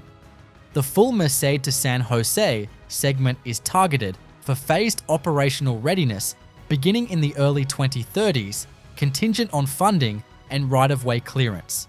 In 2026, contract packaging and procurement strategy are being finalized. The tunnel construction will likely be delivered as part of a design-build package, integrating civil structures, systems, and tunnel fit-out under a single delivery framework. Coordination with CalTrain and Union Pacific Railroad in the Gilroy area is also active in 2026, where blended operations with existing rail infrastructure are being planned. At full build-out, the Pacheco Pass tunnels will serve as the gateway between the Central Valley's agricultural and inland urban centers and the tech-driven economy of Northern California. The tunnels are expected to handle multiple high-speed rail trains per hour in each direction, forming a high-capacity backbone for statewide intercity travel. Their construction, once launched, will take an estimated 6 to 7 years, involving around-the-clock excavation and a continuous logistics chain to manage spoil removal, liner segment installation, and tunnel utility integration. Let's travel over to Carbon County, Wyoming, where the Chokecherry and Sierra Madre Wind Energy Project is set to become the largest onshore wind energy facility in the United States. The Chokecherry and Sierra Madre Wind Project is set to transform the energy landscape by providing up to 3,000 megawatts of electricity, enough to power nearly 1 million homes. By capitalizing on Class 6 and 7 wind resources of Wyoming, among the best in the nation, the project will significantly reduce carbon dioxide emissions by an estimated 7 to 11 million tons annually. Situated on approximately 320,000 acres of land south of Rawlins and Sinclair, this megaproject will comprise around 1,000 wind turbines installed in 2 phases. Phase 1 includes 225 turbines generating 1,500 megawatts, while Phase 2 adds approximately 375 turbines to reach the full 3,000 megawatt capacity. Despite the vast area, the actual surface disturbance is limited to less than 1,500 acres, preserving much of the natural landscape. To transmit the generated electricity to markets in the southwestern United States, the project integrates with the Transwest Express Transmission Project, a 732-mile high-voltage, direct current line connecting Wyoming to Nevada. This transmission line is crucial for delivering wind energy from Wyoming to high-demand areas like California, Arizona, and Nevada.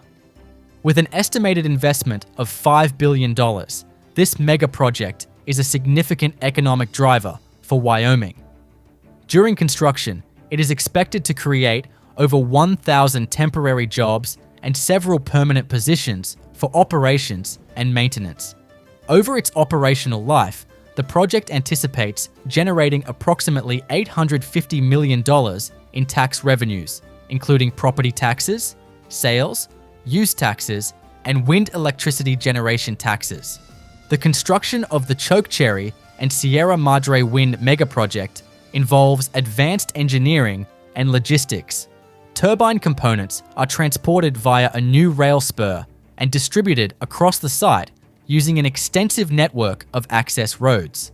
Given the strong and consistent winds of the area, construction activities are often scheduled during calmer periods to ensure safety and efficiency.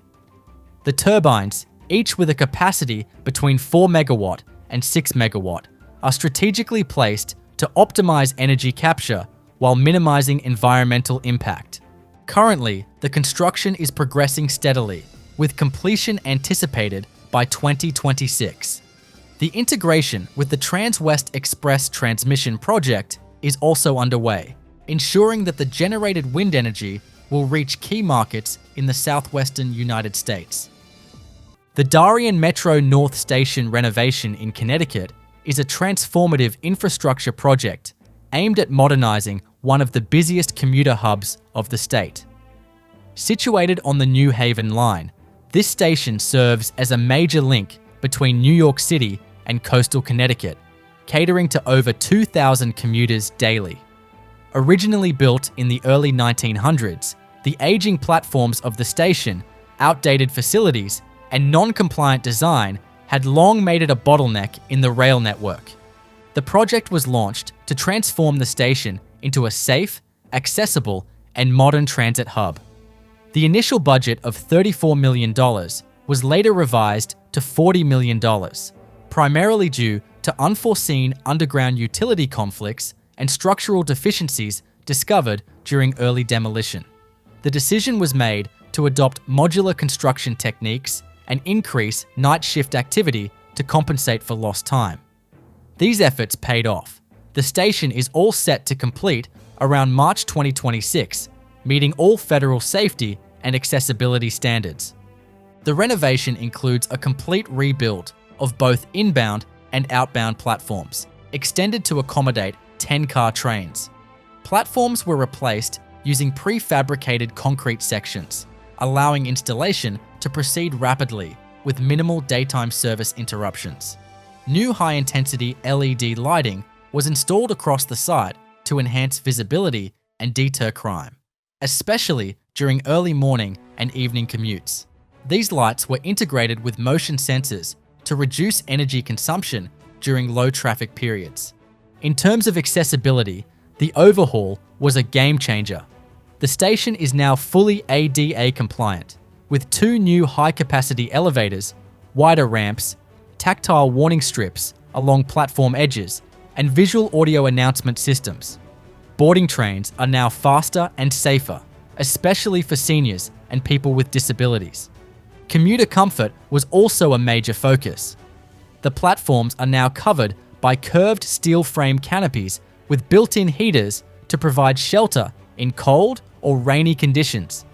Waiting areas include digital train schedules, real-time delay notifications, Wi-Fi access, and retail kiosks, turning the station into a functional waiting space rather than just a transit point. From a construction technology perspective, the project leveraged GPS-guided track alignment systems and vibration monitoring equipment to protect nearby structures from potential damage during foundation work. Electric mini excavators were used during night shifts to reduce noise in the residential zone, and hydraulic slab lifters helped place prefabricated segments with millimeter accuracy. By the time of completion, the Darien Metro North Station had become more than just a renovated stop. It had evolved into a model for sustainable, user-friendly, and future-ready rail infrastructure. Amid the complex subterranean infrastructure of New York City, the 2nd Avenue Subway Phase 2 project represents a major expansion of transit capacity along Manhattan's East Side, particularly servicing the underserved East Harlem neighborhood. This phase extends the Q line northward from the current terminus at 96th Street up to 125th Street, adding approximately 1.5 miles of new twin-track tunnel and 3 new stations at 106th Street, 116th Street, and 125th Street. Although full completion is expected later, significant early works, tunneling activities, and utility relocations are on schedule to be finalized by 2026, marking a critical milestone in the overall construction timeline. Initial construction efforts have focused on the relocation and protection of underground utilities, a process that requires precision excavation through layers of densely packed infrastructure, including sewer lines, water mains, gas conduits, electrical cables, and telecommunication systems. To accomplish this safely, crews utilized vacuum excavation methods and non-destructive digging tools, mapping utility alignments and rerouting them to clear paths for future excavation.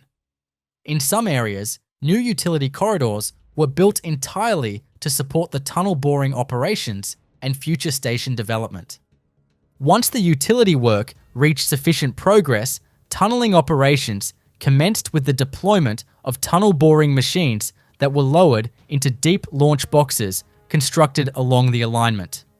These TBMs are massive cylindrical machines equipped with rotating cutter heads designed to bore through Manhattan schist and other geologic layers. As they advanced, the machines simultaneously installed precast concrete tunnel lining segments, forming the structural shell of the subway tunnels. The twin tubes are built with precise curvature and grade to meet performance standards for modern train speeds and passenger comfort. In parallel with tunneling, deep excavation began for the future station caverns. Each station box, particularly the 125th Street terminal, is being constructed using a combination of cut and cover methods and sequential excavation techniques where appropriate. For deeper sections, rock blasting and mechanical excavation were employed under controlled conditions, with vibration monitoring in place to protect surrounding buildings and infrastructure. Excavated material is removed using muck conveyors and trucked out via dedicated access shafts. One of the most significant aspects scheduled for substantial completion by 2026 is the structural excavation and primary concrete shell of the 125th Street station. This includes the reinforced concrete station box, invert slab, and column and beam framework that will support platform levels, mezzanines, and ancillary rooms. The work also encompasses critical elements of vertical circulation infrastructure such as elevator and escalator shafts. Completion of this shell by 2026 will allow fit-out phases such as mechanical, electrical, and plumbing installation to begin immediately thereafter. Throughout the alignment, permanent structural support systems like slurry walls, rock bolts, shotcrete linings, and waterproofing membranes are being installed in stages, often following close behind excavation fronts. Utility infrastructure is being rebuilt to modern standards with upgraded capacity, redundant power feeds, and new stormwater management systems. By 2026, the completion of tunneling, station cavern excavation, and core structural concrete work marks a pivotal transition point in Phase 2 of the 2nd Avenue subway. It sets the stage for the interior outfitting, systems installation, and track work that will follow, ultimately advancing the long-awaited goal of extending high-capacity subway access to communities that have endured generations without it. Stretching across agricultural fields and transportation corridors in California's Central Valley, the Hanford Viaduct is one of the most prominent elevated structures in the state's high-speed rail program. Designed to carry future high-speed trains over highways, irrigation canals, and local roads, this viaduct exemplifies long-span bridge engineering on a linear infrastructure scale. Extending more than 6,000 feet in length, the structure is a major part of the route connecting the cities of Bakersfield and Merced. By 2026, substantial portions of the viaduct's superstructure and supporting piers are scheduled for full completion, marking a key advancement in California's effort to build the nation's first dedicated high-speed rail system. Construction began with foundation work on deep pile supports, essential for distributing loads through the soft valley soils and into more stable substrata. Each pile cap anchors groups of cast-in drilled hole piles, some reaching depths of over 100 feet. These piles were installed using large rotary drilling rigs, followed by steel cage placement and concrete pours using tremie methods to avoid soil intrusion. Reinforced pile caps were then formed and cast to support vertical columns rising in pre-engineered intervals along the structure's path. The viaduct's columns are typically cast in place, reinforced concrete shafts with integrated rebar cages designed to resist bending and shear forces from seismic events. Column heights vary based on topography and the elevation required to clear existing obstacles, such as State Route 198 and other major infrastructure. Formwork systems were employed in a climbing sequence, allowing successive concrete pours to build up each column in increments. Once cured and post-tensioned, these columns were capped with pier tables, forming the intermediate support points for the superstructure. The superstructure itself consists of precast concrete girders installed using balanced cantilever construction techniques. Segments were fabricated at a dedicated casting yard, then transported to the site via specialized haulers. Large capacity cranes and launching gantries were used to lift and position these segments atop pier caps, where they were aligned and post-tensioned together with steel cables. This method minimized on-site curing time and allowed for faster assembly across long spans without requiring extensive scaffolding or temporary shoring in active roadways or sensitive environmental zones. Bridge deck construction followed closely behind girder placement. Deck slabs were cast in place atop the precast segments using slip-form paving machines and high-strength concrete mixers designed for thermal resistance and structural integrity. Expansion joints, shear connectors, and deck drainage features were integrated into the pour sequence. Parapet walls and safety barriers were cast with embedded conduit for future rail electrification and signaling systems. By 2026, The entire structural assembly of the Hanford viaduct, including all columns, girders, and deck sections, is expected to be completed, enabling future track installation and system outfitting. This milestone signals the transition from heavy civil construction to rail-specific phases such as ballastless track slab installation, overhead contact system erection, and control system integration. Let's travel over to Chicago, Illinois, where the O'Hare 21 terminal expansion is redefining the future of air travel in the United States.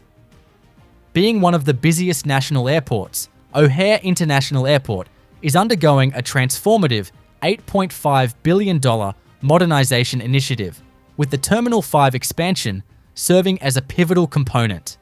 The expansion of Terminal 5 is designed to address the increasing demand for both domestic and international air travel. By enhancing capacity and integrating state-of-the-art facilities, the project aims to improve passenger experience, operational efficiency, and maintain the status of O'Hare as a global aviation hub. Completed in early 2023, the Terminal 5 expansion added approximately 350,000 square feet to the existing structure, increasing the capacity of the terminal by 25%. This expansion includes 10 new gates, 9 of which utilize multiple aircraft ramp system gates, allowing flexibility to accommodate both wide-body and narrow-body aircraft. The project also involved the renovation of 750,000 square feet of existing space, enhancing passenger amenities by 75%. Key improvements include a reconfigured international arrivals facility, expanded customs and security checkpoints, and a complete overhaul of the baggage handling system. With a total investment of $1.3 billion, the Terminal 5 expansion is part of the broader O'Hare 21 program. This modernization effort is expected to generate substantial economic benefits, including job creation during construction and increased capacity to support future air traffic growth. The project employed advanced construction techniques to minimize disruptions and enhance sustainability. Notably, the design incorporates 40,000 square feet of high-performance glass, water-efficient fixtures exceeding sustainable airport manual requirements, and new Energy Star roofing. The vaulted ceilings and open design of the terminal allow natural light to permeate the space, reducing energy consumption and creating a welcoming environment for travelers. In addition to structural enhancements, the Terminal 5 expansion includes a significant cultural investment. A $3.5 million public art program, the largest single acquisition of works by local artists in Chicago in 30 years, features installations throughout the terminal. These artworks celebrate the diverse communities of the city and provide travelers with an enriched cultural experience. Furthermore, a new 6-story parking garage is under construction, set to open in October 2025. This facility will more than double the available parking at Terminal 5, accommodating the anticipated increase in passenger volume. Set in the rolling terrain of Fannin County, Texas, the Leonhurst Dam is a key feature in the development of Lake Ralph Hall, a major water supply reservoir under construction to meet the growing demands of the North Texas region. This dam is a crucial component of a broader infrastructure program designed to provide long-term water reliability while incorporating environmental and recreational benefits. The project includes an earthen embankment dam, intake and outlet structures, spillways, and various support facilities. By 2026, the dam embankment, outlet works, and much of the lake basin clearing and impoundment control systems are scheduled for completion, representing the functional establishment of the reservoir.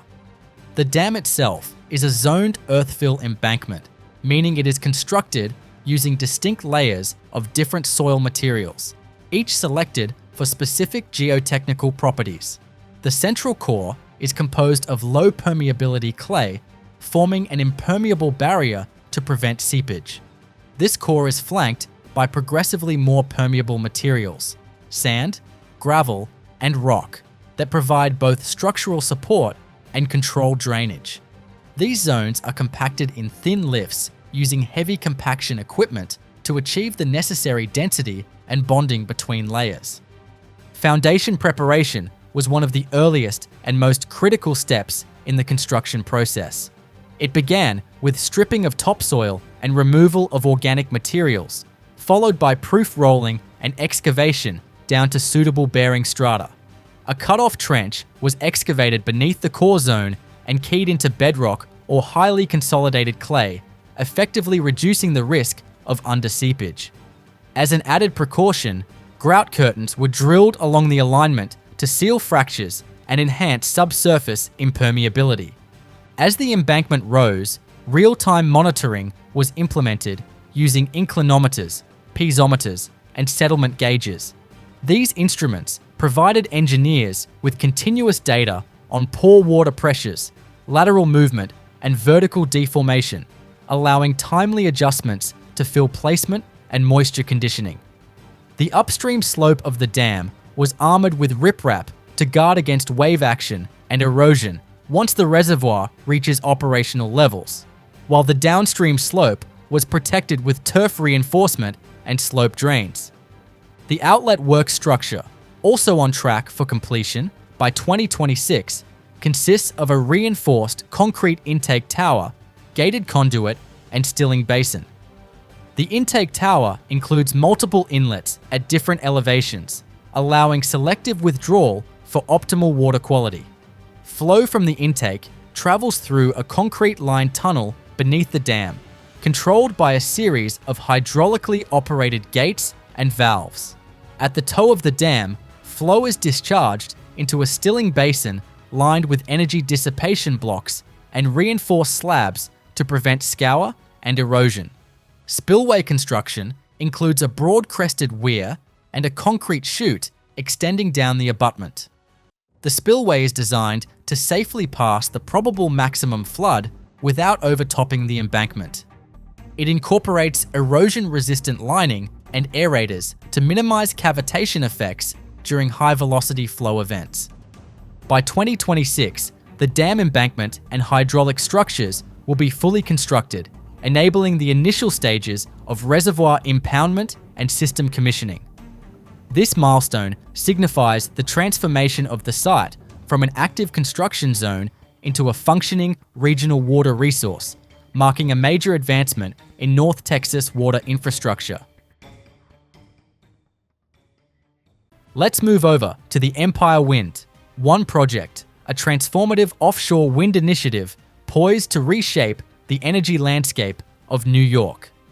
Empire Wind 1 is a cornerstone in the ambitious plan of New York to achieve 9,000 megawatts of offshore wind energy by 2035.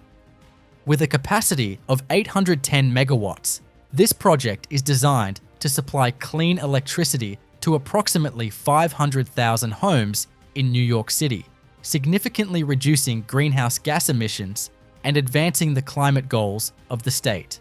Located about 15 to 30 miles southeast of Long Island, Empire Wind 1 encompasses an area of 80,000 acres. The project will consist of 54 Vestas, 15 megawatt wind turbines, each standing over 850 feet tall, making them some of the largest and most powerful turbines in operation. These turbines will be connected via subsea cables to an onshore substation at the South Brooklyn Marine Terminal in Sunset Park, Brooklyn. From there, electricity will be transmitted to the Gowanus substation, integrating seamlessly into the power grid of New York City. The estimated investment for Empire Wind 1 is around $2.5 billion. Beyond providing renewable energy, the project is expected to generate significant economic benefits, including the creation of over 1,000 union jobs during the construction phase and approximately 300 long-term jobs for operations and maintenance.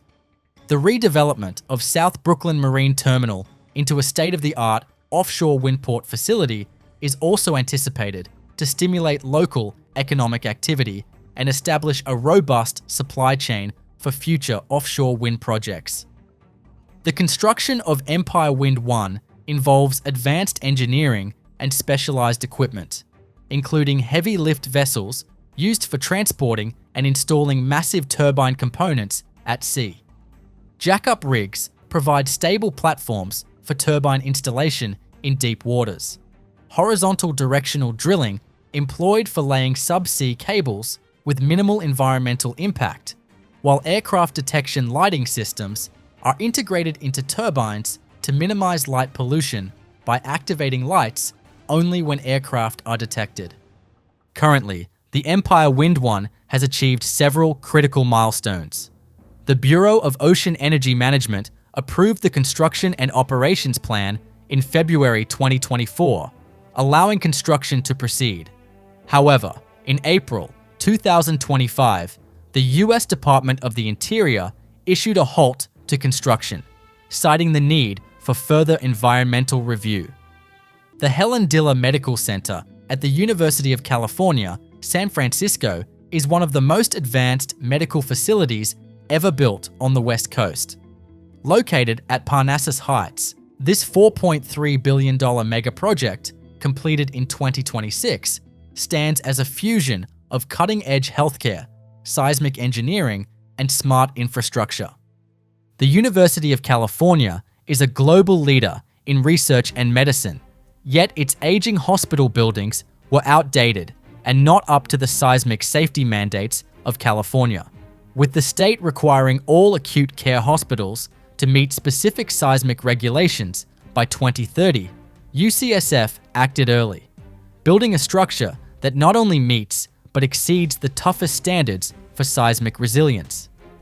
At the heart of the facility is a 15-story medical tower with over 300 patient beds, 24 operating rooms, and expansive ICU and trauma units.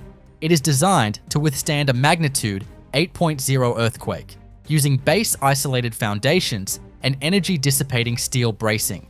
This will allow the building to sway gently during seismic activity, minimizing damage and keeping operations running even in a disaster. The construction process was a feat of logistics. With limited space on the Parnassus Heights campus, contractors used vertical staging, off-site modular fabrication, and just-in-time material delivery to keep the site efficient. Tower cranes, robotic arms, and BIM software synchronized every phase, ensuring equipment installation, utility routing, and wall systems were aligned down to the inch. One of the standout features is the smart infrastructure of the facility. Every patient room includes real-time monitoring systems, adaptive lighting, and AI-powered diagnostic support terminals for clinicians. These systems communicate with the central data network of University of California, San Francisco, allowing remote specialists to consult in real time and reducing diagnostic errors by up to 30%. Sustainability was also a core pillar. The building meets LEED Platinum standards with solar panels, grey water recycling, triple glazed windows, and active chilled beam HVAC systems that cut energy consumption by 45% compared to traditional hospitals. The exterior features aluminum sunshades and vertical gardens that reduce solar gain and improve patient well-being. From a machinery standpoint, the project utilized automated concrete pumps, self-climbing formwork systems, and prefab MEP modules.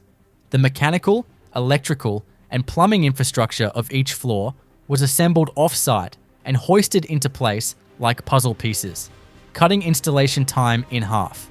Beyond the technology, what makes the Helen Diller Medical Center remarkable is its human-centered design. Large windows, rooftop gardens, calming interiors, and dedicated family spaces were all designed with input from patients, nurses, and doctors, a true reflection of community health priorities. Rising from the ground in Orchard Park, New York, the new Highmark Stadium is a major construction endeavor aimed at delivering a state-of-the-art home for the Buffalo Bills and redefining the game day experience in Western New York. This open-air stadium replaces the aging original Highmark Stadium and is being built with a focus on durability, fan engagement, and advanced operational systems suitable for the harsh winter climate of the region. By 2026, the structural steel framing, precast concrete bowl, and building envelope are all projected to be complete, marking a major milestone in the stadium's delivery timeline. Construction began with extensive site grading and earthwork to shape the subgrade and install foundational infrastructure. The site preparation phase involved removal of unsuitable soils, installation of stormwater management systems, and placement of engineered fill to ensure proper compaction and drainage.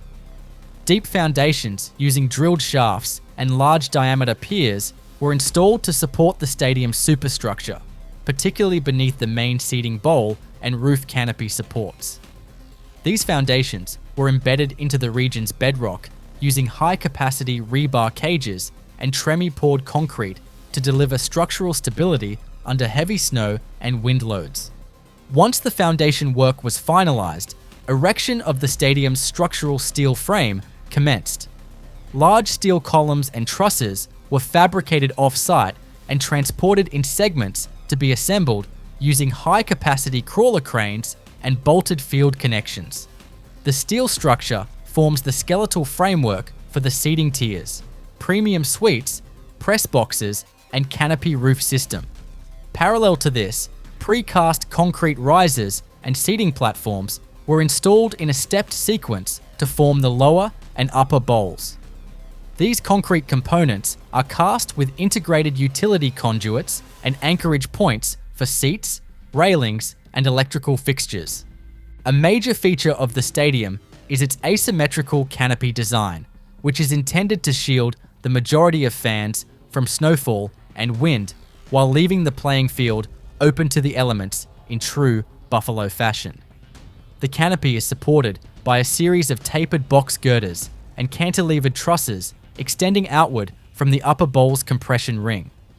Roof decking includes insulated metal panels with integrated snow guards and drainage paths to direct meltwater safely to ground level. Mechanical, electrical, and plumbing systems have been progressing simultaneously with structural work. Central utility corridors were embedded into the lower levels, carrying chilled water, gas, electrical service, and communication cabling. Utility nodes are distributed throughout the concourses and suites to accommodate concession equipment, digital signage, lighting, and ventilation. High-efficiency HVAC units, snowmelt systems for walkways, and smart lighting controls are all part of the sustainable design strategy. By 2026, the entire stadium structure, including the concrete bowl and canopy roof, will be completed and fully enclosed.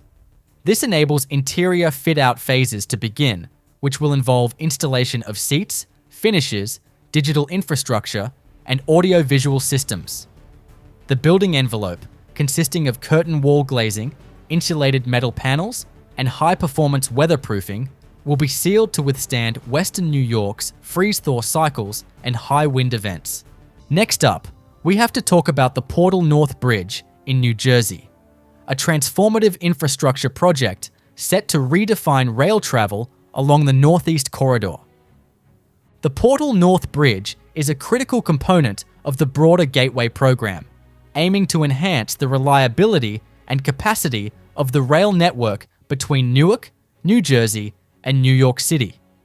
The existing Portal Bridge, a 114-year-old swing-span structure over the Hackensack River, has long been a bottleneck, causing frequent delays due to its age and design limitations.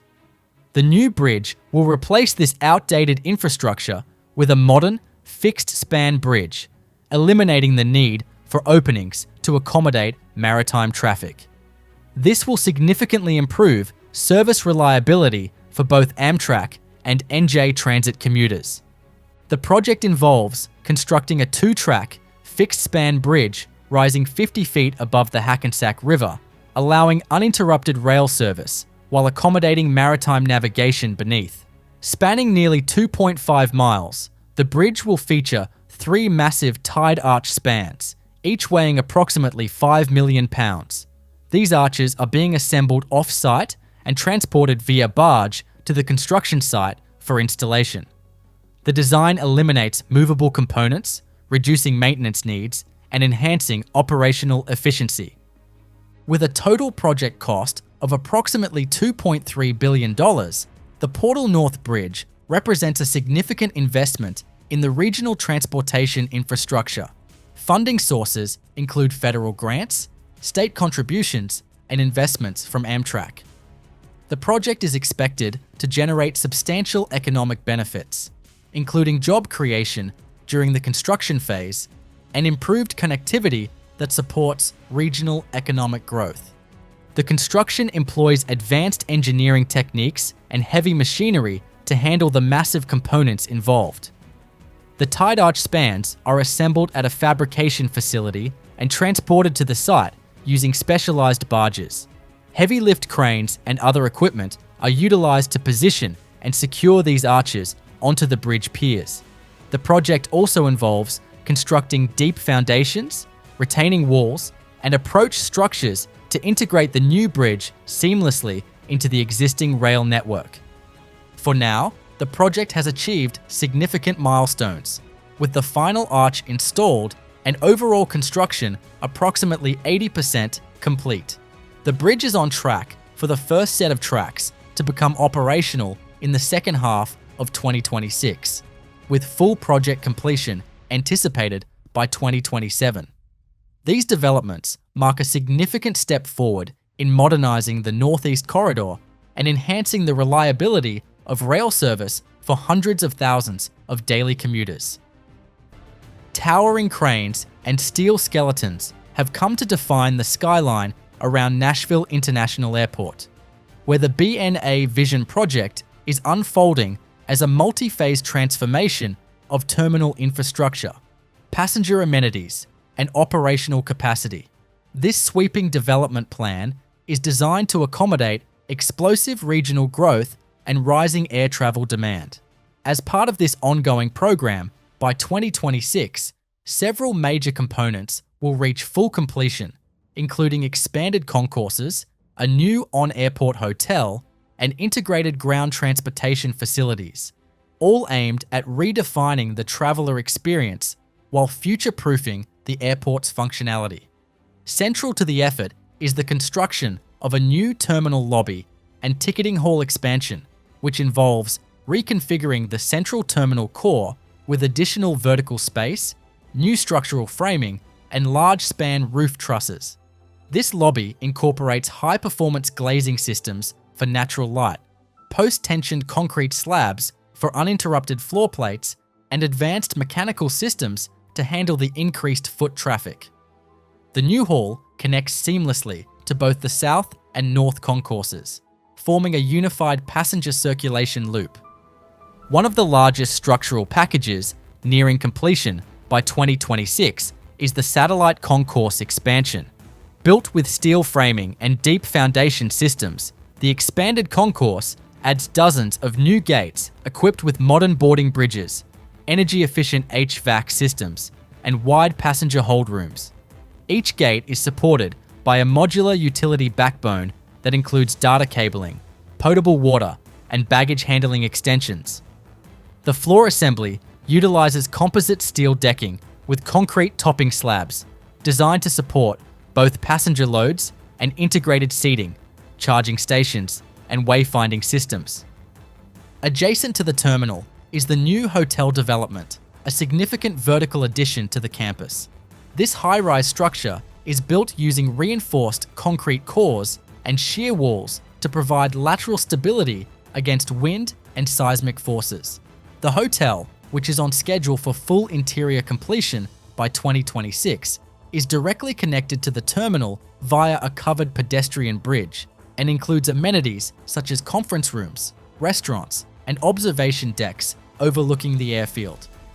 Mechanical plant systems are located on rooftop penthouses, concealed by architectural screening, and are supported by a network of steel beams and slab-on-metal deck construction. On the airside, airfield reconfiguration and apron expansions are underway to support the added gate capacity.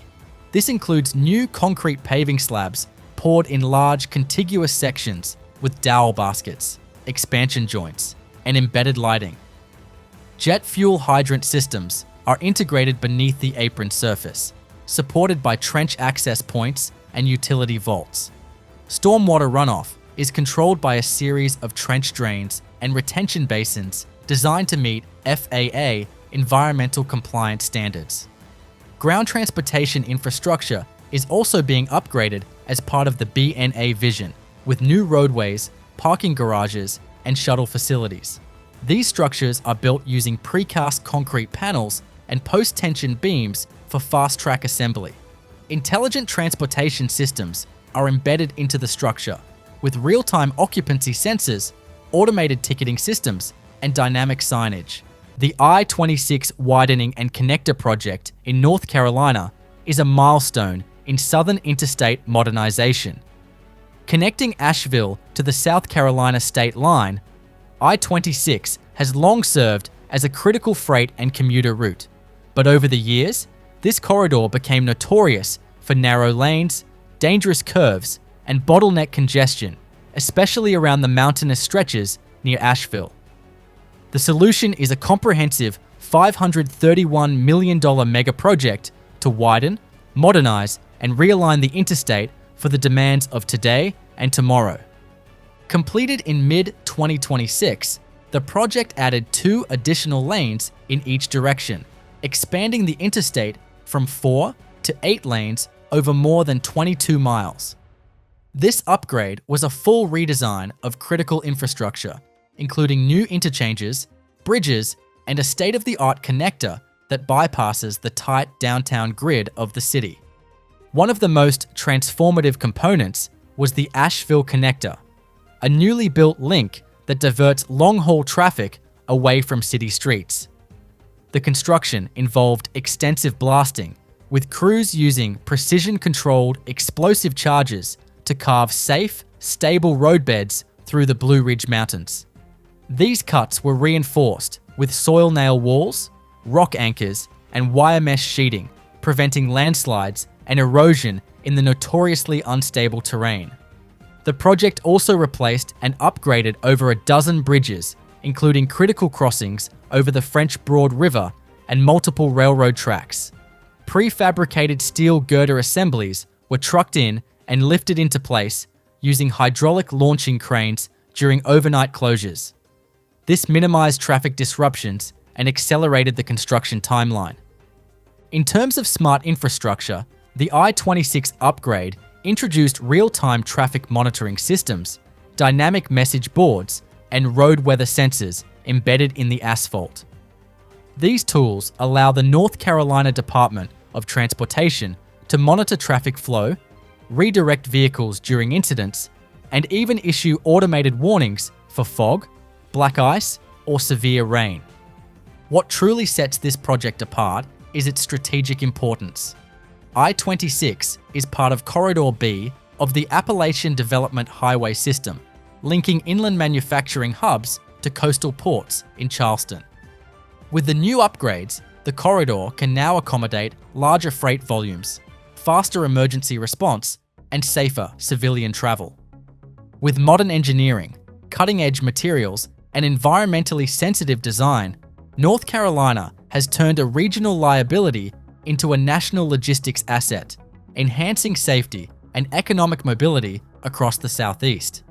In the expanse of the Texas Panhandle, the Sanford Dam plays a pivotal role in regional water management and flood control, particularly as it impounds Lake Meredith on the Canadian River. Originally constructed in the early 1960s, the dam was designed as an earth-fill embankment with a concrete spillway, serving the dual purposes of municipal water supply and mitigating downstream flooding.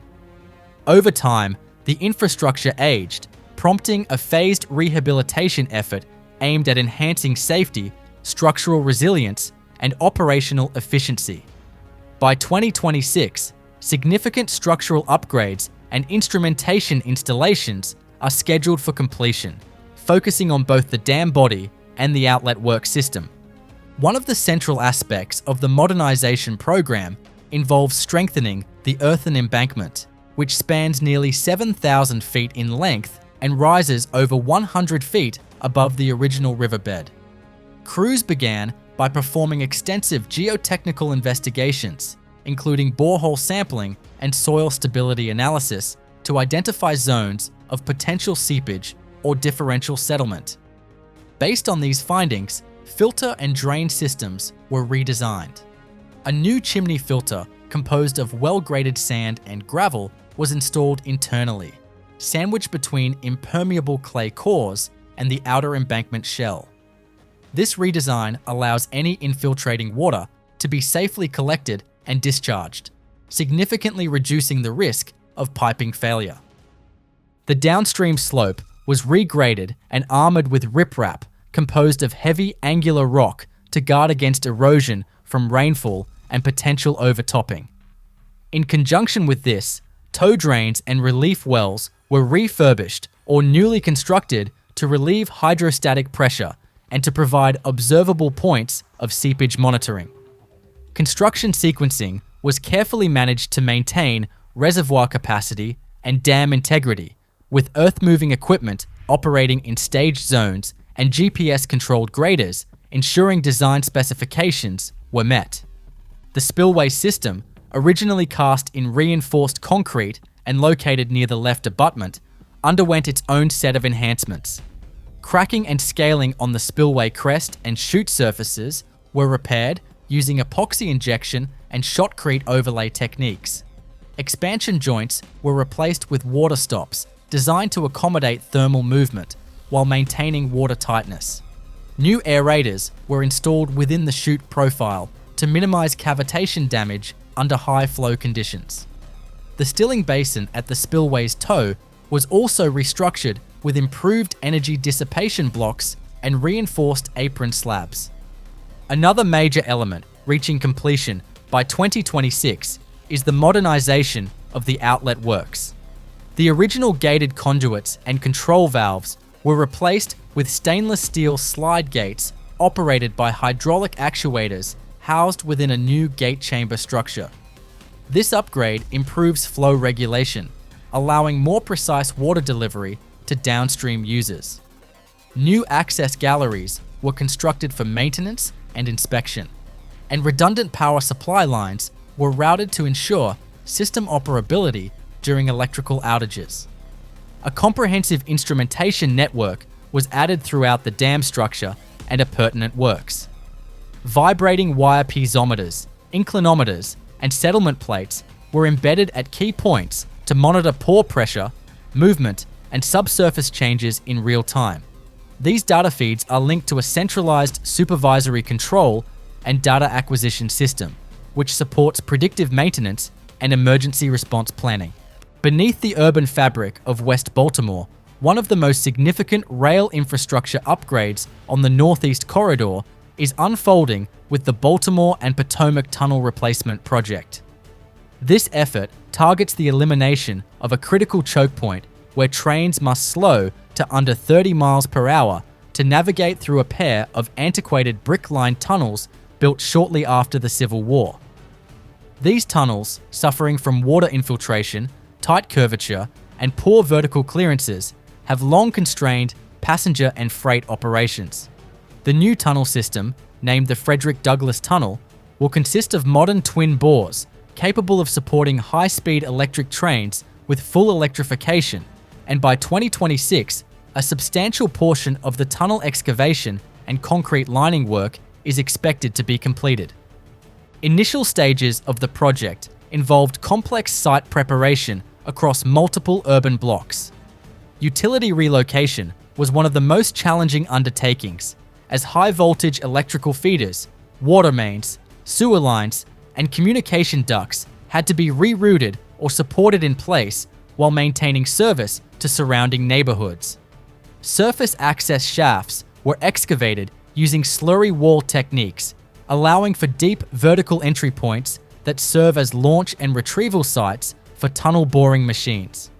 The TBMs used on this project are customized for soft ground tunneling with pressurized face systems to prevent ground settlement and surface disruption. As the TBMs advance, they simultaneously install precast concrete segment rings to form the tunnel lining. Each segment is bolted and gasketed to ensure watertight integrity. An annular grout is injected to fill the gap between the lining and the surrounding earth. To optimize logistics, a continuous muck removal system conveys excavated material through the tunnel to the surface, where it is processed and hauled away. Tunnel invert slabs and track bed preparation follow closely behind the TBM progress. This includes installation of reinforced concrete floors, embedded conduits for drainage and cabling, and future attachment points for the track slab.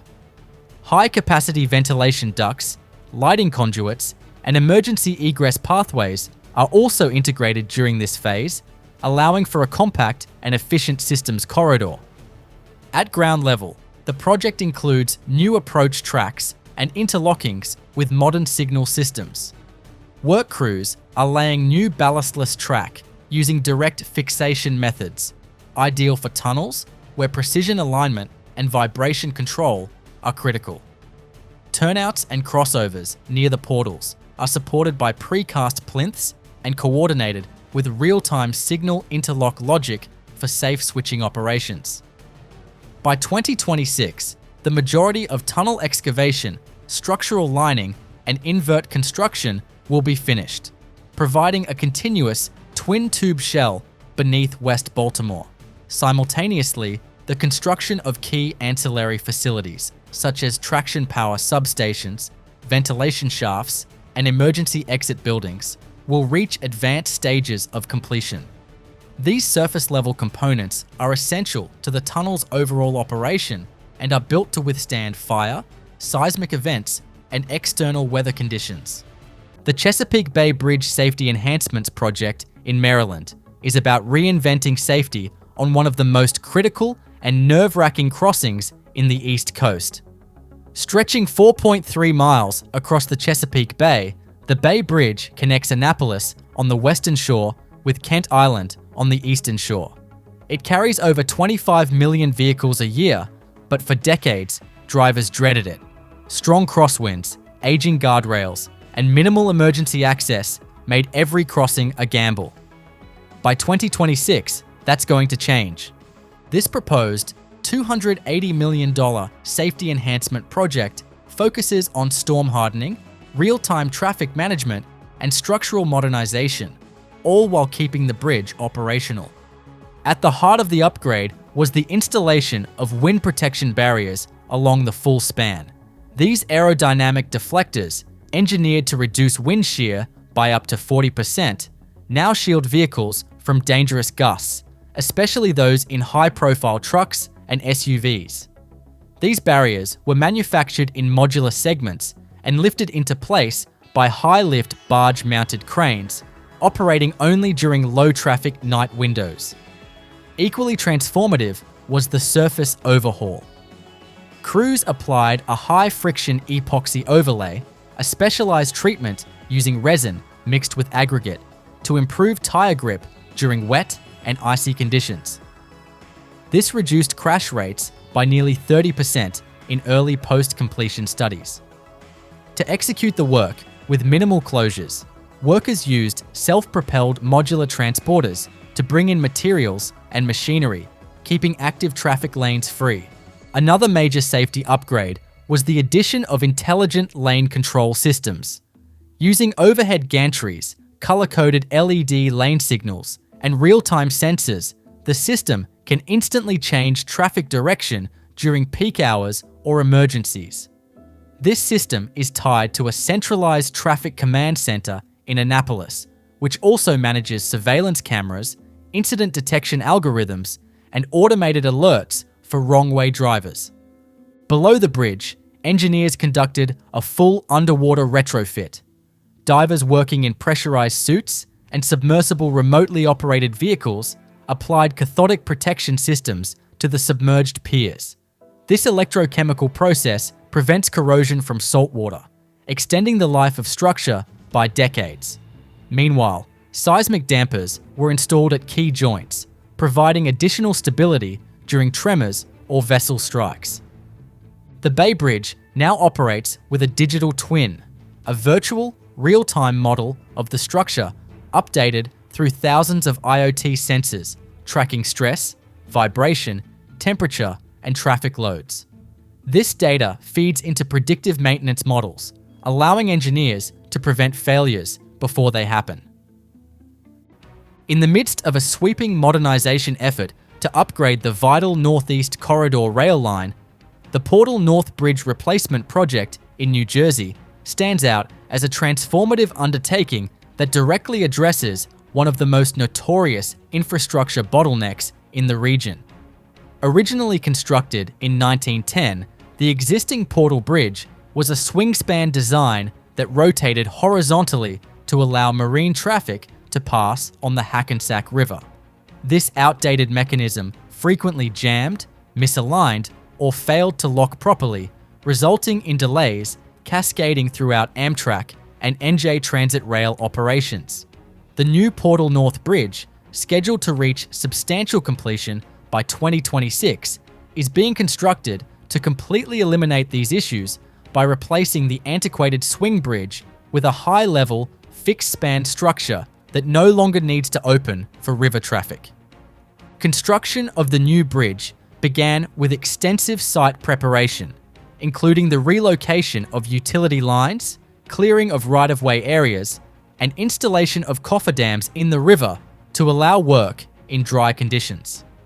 The foundation phase focused heavily on deep foundation elements to support the massive structure. Driven steel piles and drilled shafts were installed to reach down through layers of river sediment and into bedrock, ensuring the bridge could carry modern rail traffic loads while withstanding hydraulic and seismic stresses. Each pier footing was constructed within these cofferdams using reinforced concrete forms designed to resist buoyant forces from the surrounding water.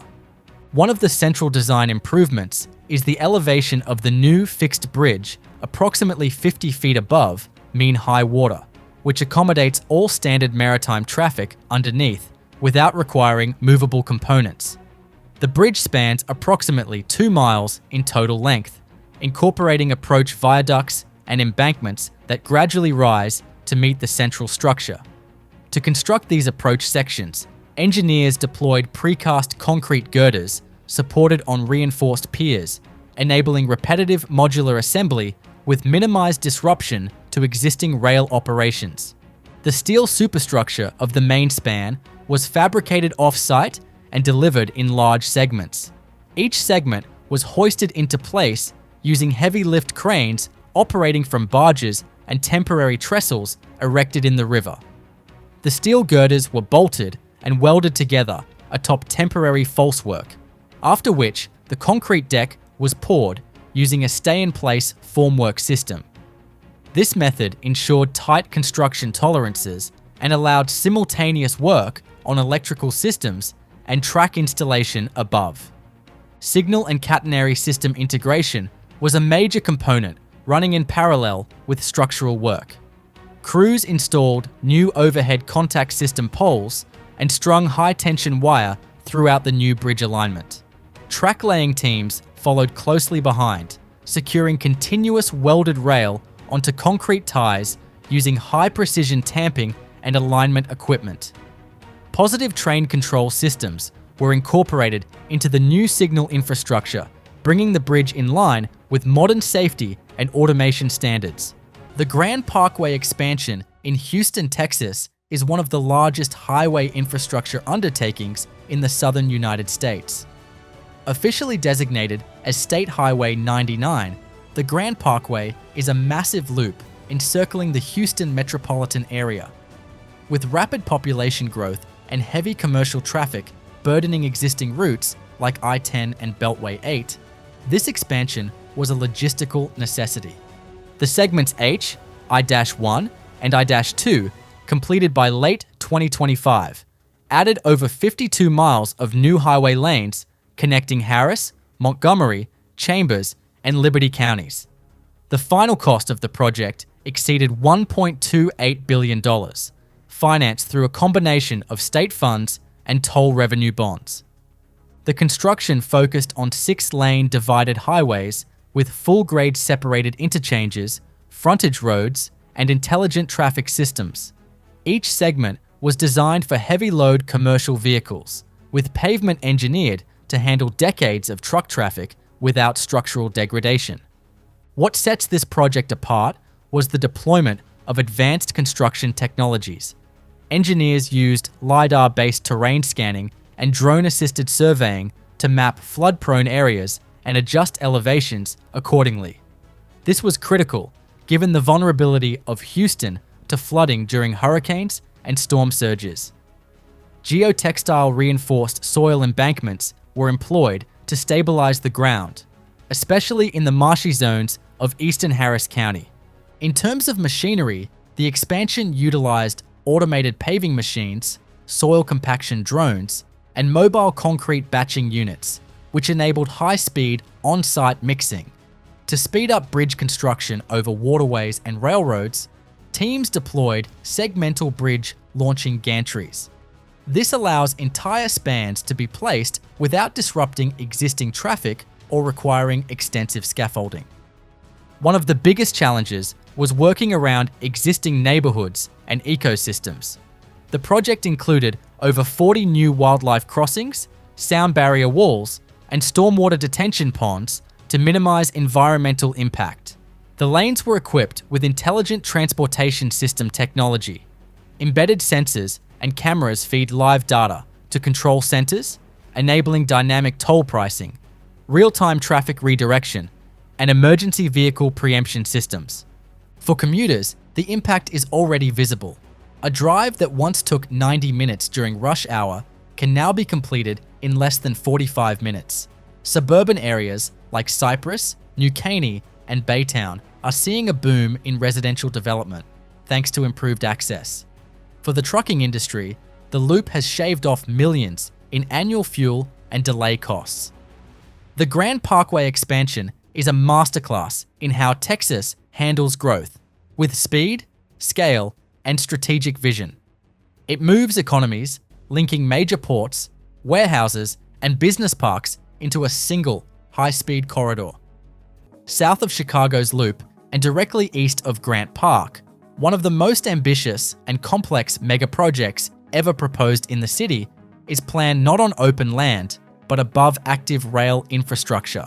One Central Chicago is a large-scale, long-term development proposal centered on constructing a massive transit-oriented platform over the Metra Electric Rail Yard near Soldier Field, redefining how Chicago approaches air rights development.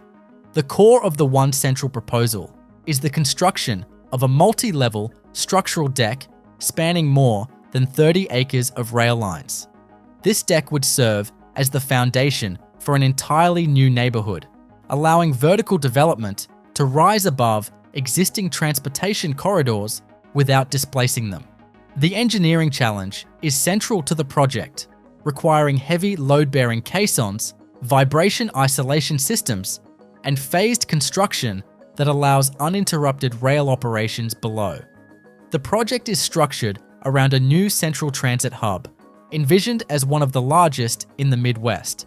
The hub would integrate Metra electric trains, CTA bus services, potential future rail connections, and pedestrian and bicycle networks into a single, consolidated station.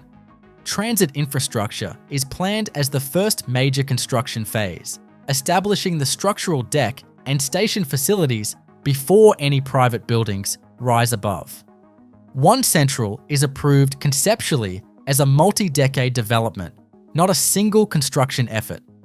The full build-out is projected to extend into the 2040s, with individual phases dependent on financing, tenant demand, and infrastructure funding. Early construction would focus on the deck, transit facilities, and utility systems, a process expected to take several years before vertical development begins. The proposed scale places One Central among the largest megaprojects in Chicago history. At full build-out, the plan allows for millions of square feet of mixed-use development, including residential towers, office space, hotels, academic and research facilities, and cultural venues. Building heights would vary across phases, with some towers reaching high-rise and super tall classifications, though final designs remain flexible. Infrastructure construction is the defining feature of the project. Beyond the deck itself, One Central requires new roadways, stormwater management systems, electrical substations, and telecommunications networks. Because the site sits between Lake Michigan and downtown, flood resilience and drainage engineering are critical components of the design. Elevated building pads and integrated water management systems are planned to address long-term climate risks. Unlike many Chicago mega projects, One Central has not yet entered full construction. As of the mid-2020s, the project remains in advanced planning and approval stages, with negotiations focused on public-private partnerships, transit funding, and long-term governance. The project's viability is closely tied to securing funding for the transit hub, which is considered essential to unlocking the value of the surrounding development. The location gives the project strategic importance. It sits between the museum campus, McCormick Place, Soldier Field, and downtown, creating a potential bridge between Chicago's civic core and its convention and entertainment districts. The development would also reconnect neighborhoods long separated by rail infrastructure, using the deck as both a building platform and a public realm. From a construction sequencing standpoint, One Central differs from traditional real estate projects. No single building can proceed independently. Each phase depends on completion of shared structural and transit elements, making coordination and long-term scheduling central to the project's execution. This complexity places One Central closer to infrastructure mega projects like transit expansions than conventional mixed-use developments. Rather than rising from untouched land, the new Miami-Dade airport emerged through one of the largest continuous airport reconstruction programs ever undertaken in the United States, transforming Miami International Airport into what is effectively a rebuilt megastructure operating in real time. Miami International Airport sits west of downtown Miami and functions as the primary global aviation gateway for South Florida and Latin America. By the late 1990s, the airport's original mid-20th century terminals, roadways, and airfield systems were no longer capable of handling projected passenger growth, new aircraft sizes, or modern security requirements.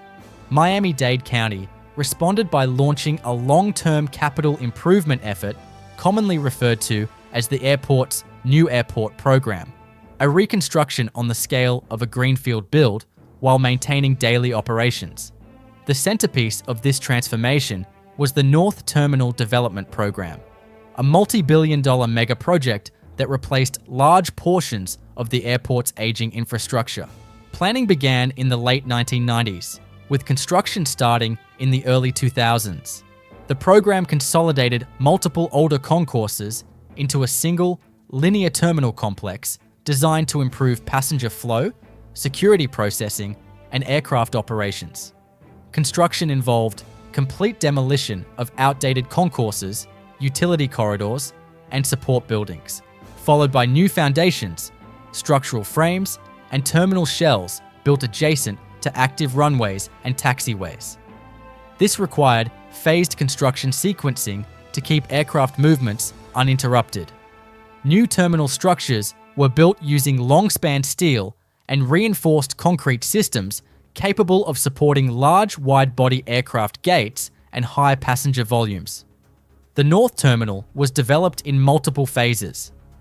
Early phases focused on airside infrastructure, including new taxi lanes, aircraft parking aprons, and fuel hydrant systems. Subsequent phases delivered passenger processing spaces, including ticketing halls, security checkpoints, baggage handling systems, and customs facilities. The first major sections opened to passengers in the mid-2000s, with full substantial completion achieved in the early 2010s. A critical component of the new airport construction was the installation of an automated people mover system connecting the terminal to remote rental car facilities and parking structures. This required elevated guideways, stations integrated into terminal buildings, and control systems installed above active roadways. The People Mover significantly reconfigured landside access to the airport. The reconstruction extended beyond terminals. Miami-Dade County invested heavily in runway rehabilitation and expansion, including pavement reconstruction, lighting upgrades, and drainage improvements. Taxiway geometry was modified to accommodate larger aircraft, such as the Airbus A380 and Boeing 777. These airfield works were completed incrementally over many years, often overnight, to avoid disrupting flight schedules. Cargo infrastructure was also rebuilt as part of the airport's mega project evolution. New cargo buildings, cold storage facilities, and access roads were constructed to support Miami's role as a major freight hub for perishable goods. These upgrades aligned with parallel mega projects at Port Miami, reinforcing the county's logistics network. Security and resilience upgrades formed another major construction layer. Post-9/11 requirements led to reinforced terminal layouts, expanded security screening zones, and hardened building systems. Mechanical, electrical, and plumbing systems were replaced or upgraded to modern standards, including redundant power supplies and advanced fire protection. Flood mitigation and drainage improvements were incorporated to address Miami's climate and storm exposure. The timeline of the new Miami-Dade airport build spans more than a decade. Major construction activity peaked between roughly 2004 and 2012, with continuous smaller projects extending beyond that period. By the early 2010s, the airport had effectively transitioned from a mid-century facility into a modern aviation megastructure, capable of handling tens of millions of passengers annually. Within the broader context of Miami's biggest mega projects, the airport reconstruction stands alongside developments such as the Port of Miami Tunnel, Brickell City Center, and large-scale transit investments.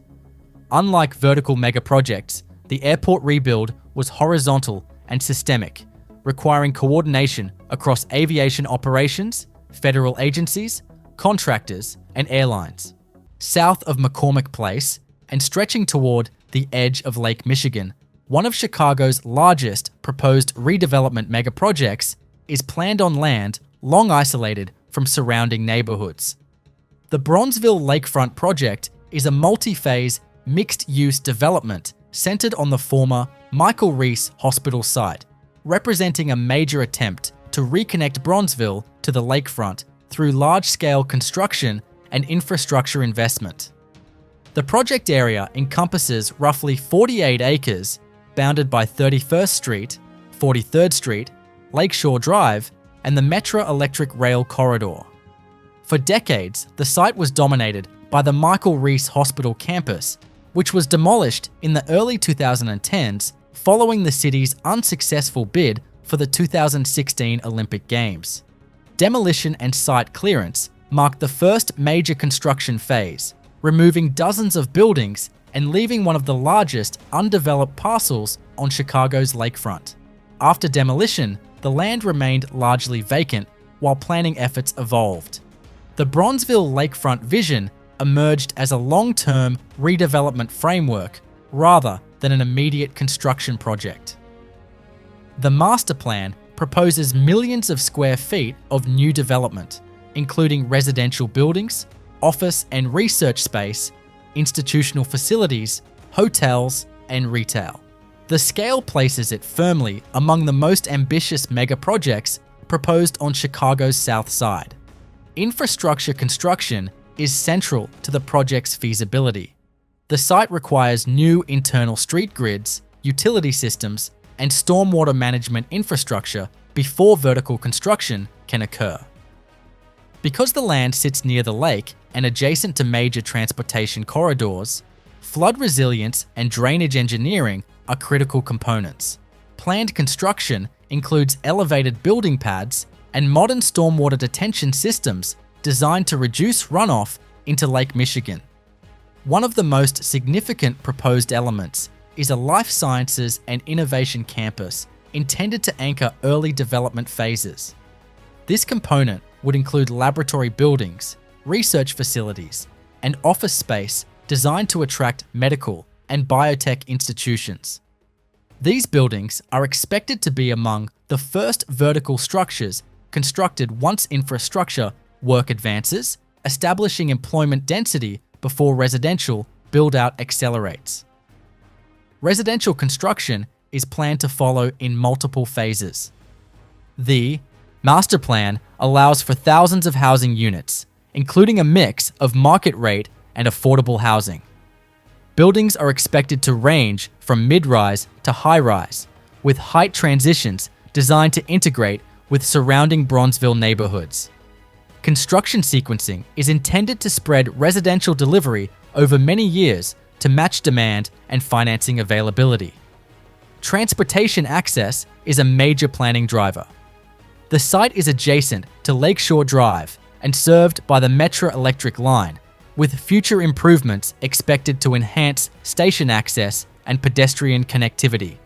Proposed construction includes new pedestrian bridges, improved crossings, and internal bike and transit infrastructure to reduce reliance on cars and better integrate the development with nearby communities. Unlike many downtown megaprojects, Bronzeville Lakefront places heavy emphasis on public space construction.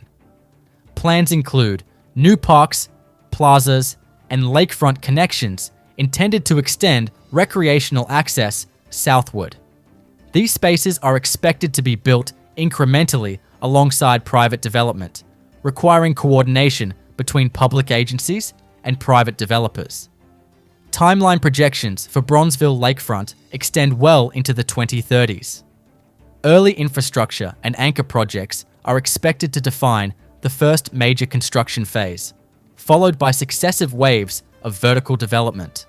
Full build-out has always been envisioned as a multi-decade effort rather than a single construction cycle, reflecting both the size of the site and the complexity of funding and approvals. Beneath Chicago's streets, rivers, and neighborhoods lies one of the largest underground civil engineering systems ever built, a mega project whose scale rivals any visible skyscraper or transit expansion in the city.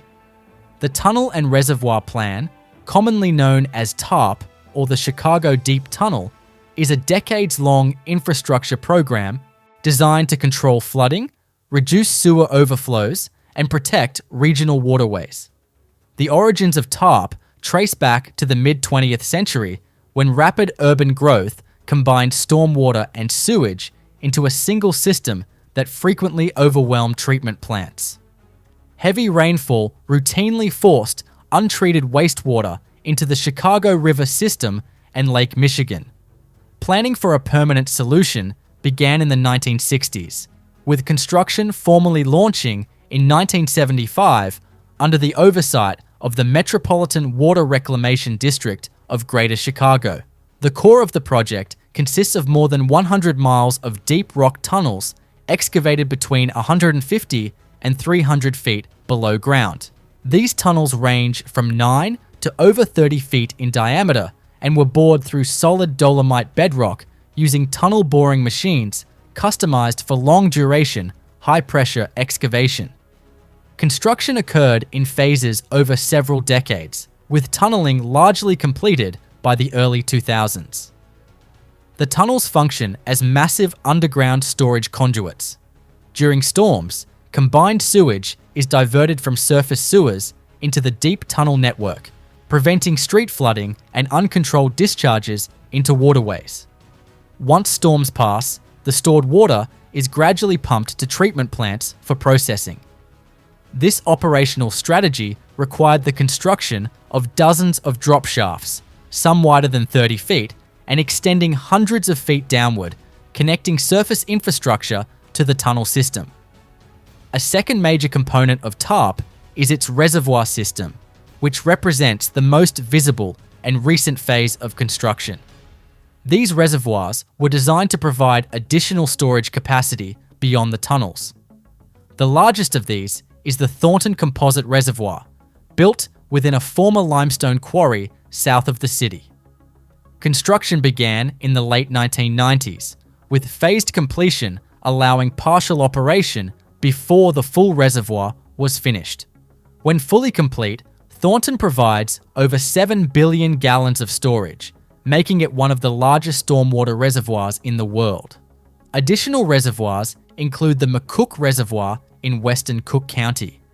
This facility has been constructed in stages, with the first phase becoming operational in the late 2010s. Full completion, including its second major stage, is scheduled for the mid-2020s. Once finished, McCook will add approximately 10 billion gallons of combined stormwater and sewage storage capacity to the system, significantly increasing flood protection for large portions of Chicago and surrounding suburbs. Along a former industrial corridor stretching between Lincoln Park and Bucktown, one of Chicago's most ambitious redevelopment megaprojects has been planned on land that sat underutilized for decades.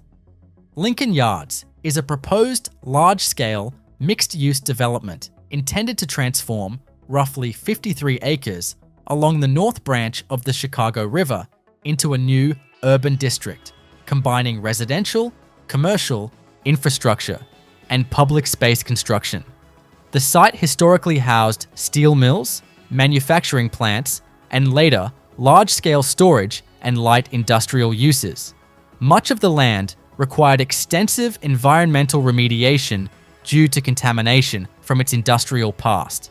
Preparatory work over the past several years has focused on soil cleanup, demolition of remaining industrial structures, and riverbank stabilization, which represent the earliest construction-related activities tied to the project.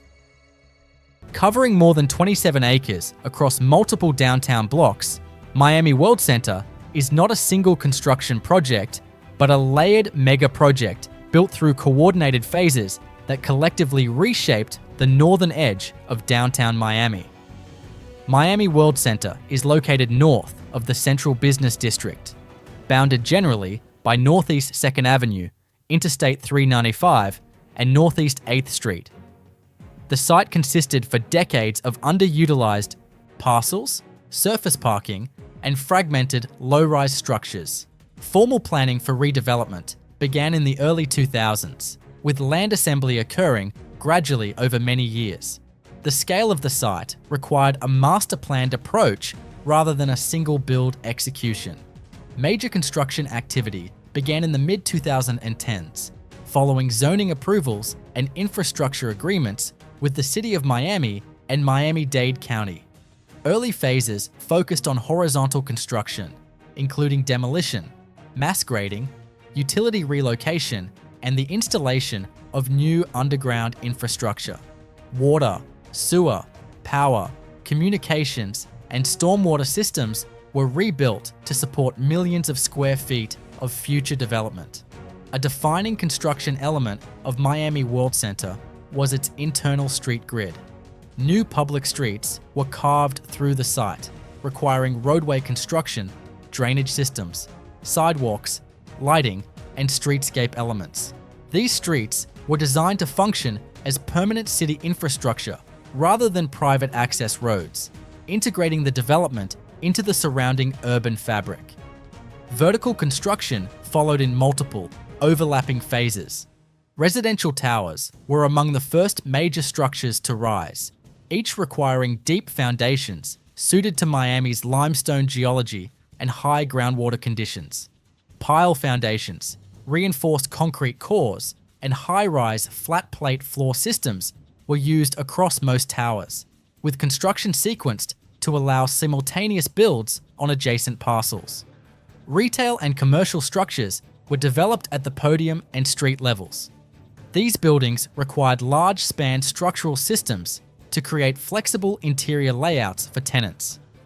Mechanical and electrical systems were distributed through shared service corridors to reduce redundancy across the district.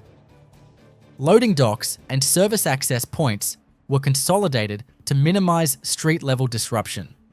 One of the most significant infrastructure integrations within Miami World Center was its relationship with regional transit. The development was designed around proximity to Brightline's Miami Central Station, as well as Metro Rail, Metro Mover, and bus connections. Pedestrian corridors and public spaces were constructed to funnel foot traffic between transit nodes and interior blocks, requiring careful grading and structural decking over below-grade utilities. Construction timelines varied by parcel. Early residential and retail components began delivering units around 2018 and 2019. Additional towers and commercial buildings were completed in the early 2020s, with construction continuing in phases as market conditions and financing allowed. Unlike a single mega project with a fixed end date, Miami World Center evolved through staggered completions. Hotel construction formed another major component. Large hospitality structures required distinct structural and mechanical systems, including back-of-house service cores, conference spaces, and rooftop amenities. These buildings were constructed concurrently with residential towers, increasing logistical complexity across the site. Parking infrastructure was largely integrated into podiums and below-grade levels. This required excavation, dewatering, and reinforced slab construction beneath active building sites. Parking systems were designed to serve multiple uses, including residential, retail, and event traffic, reducing the need for standalone garages. From a construction management perspective, Miami World Center required coordination across dozens of contractors, architects, and engineers. Crane operations, concrete pours, and material deliveries were scheduled to avoid conflicts within a dense, active site. Safety planning was critical due to the proximity of Interstate 395 and ongoing city traffic. The mega project also included public space construction, such as plazas and pedestrian promenades. These areas required structural support for landscaping, irrigation systems, and integrated lighting. Public realm construction often occurred late in each phase, following heavy structural work.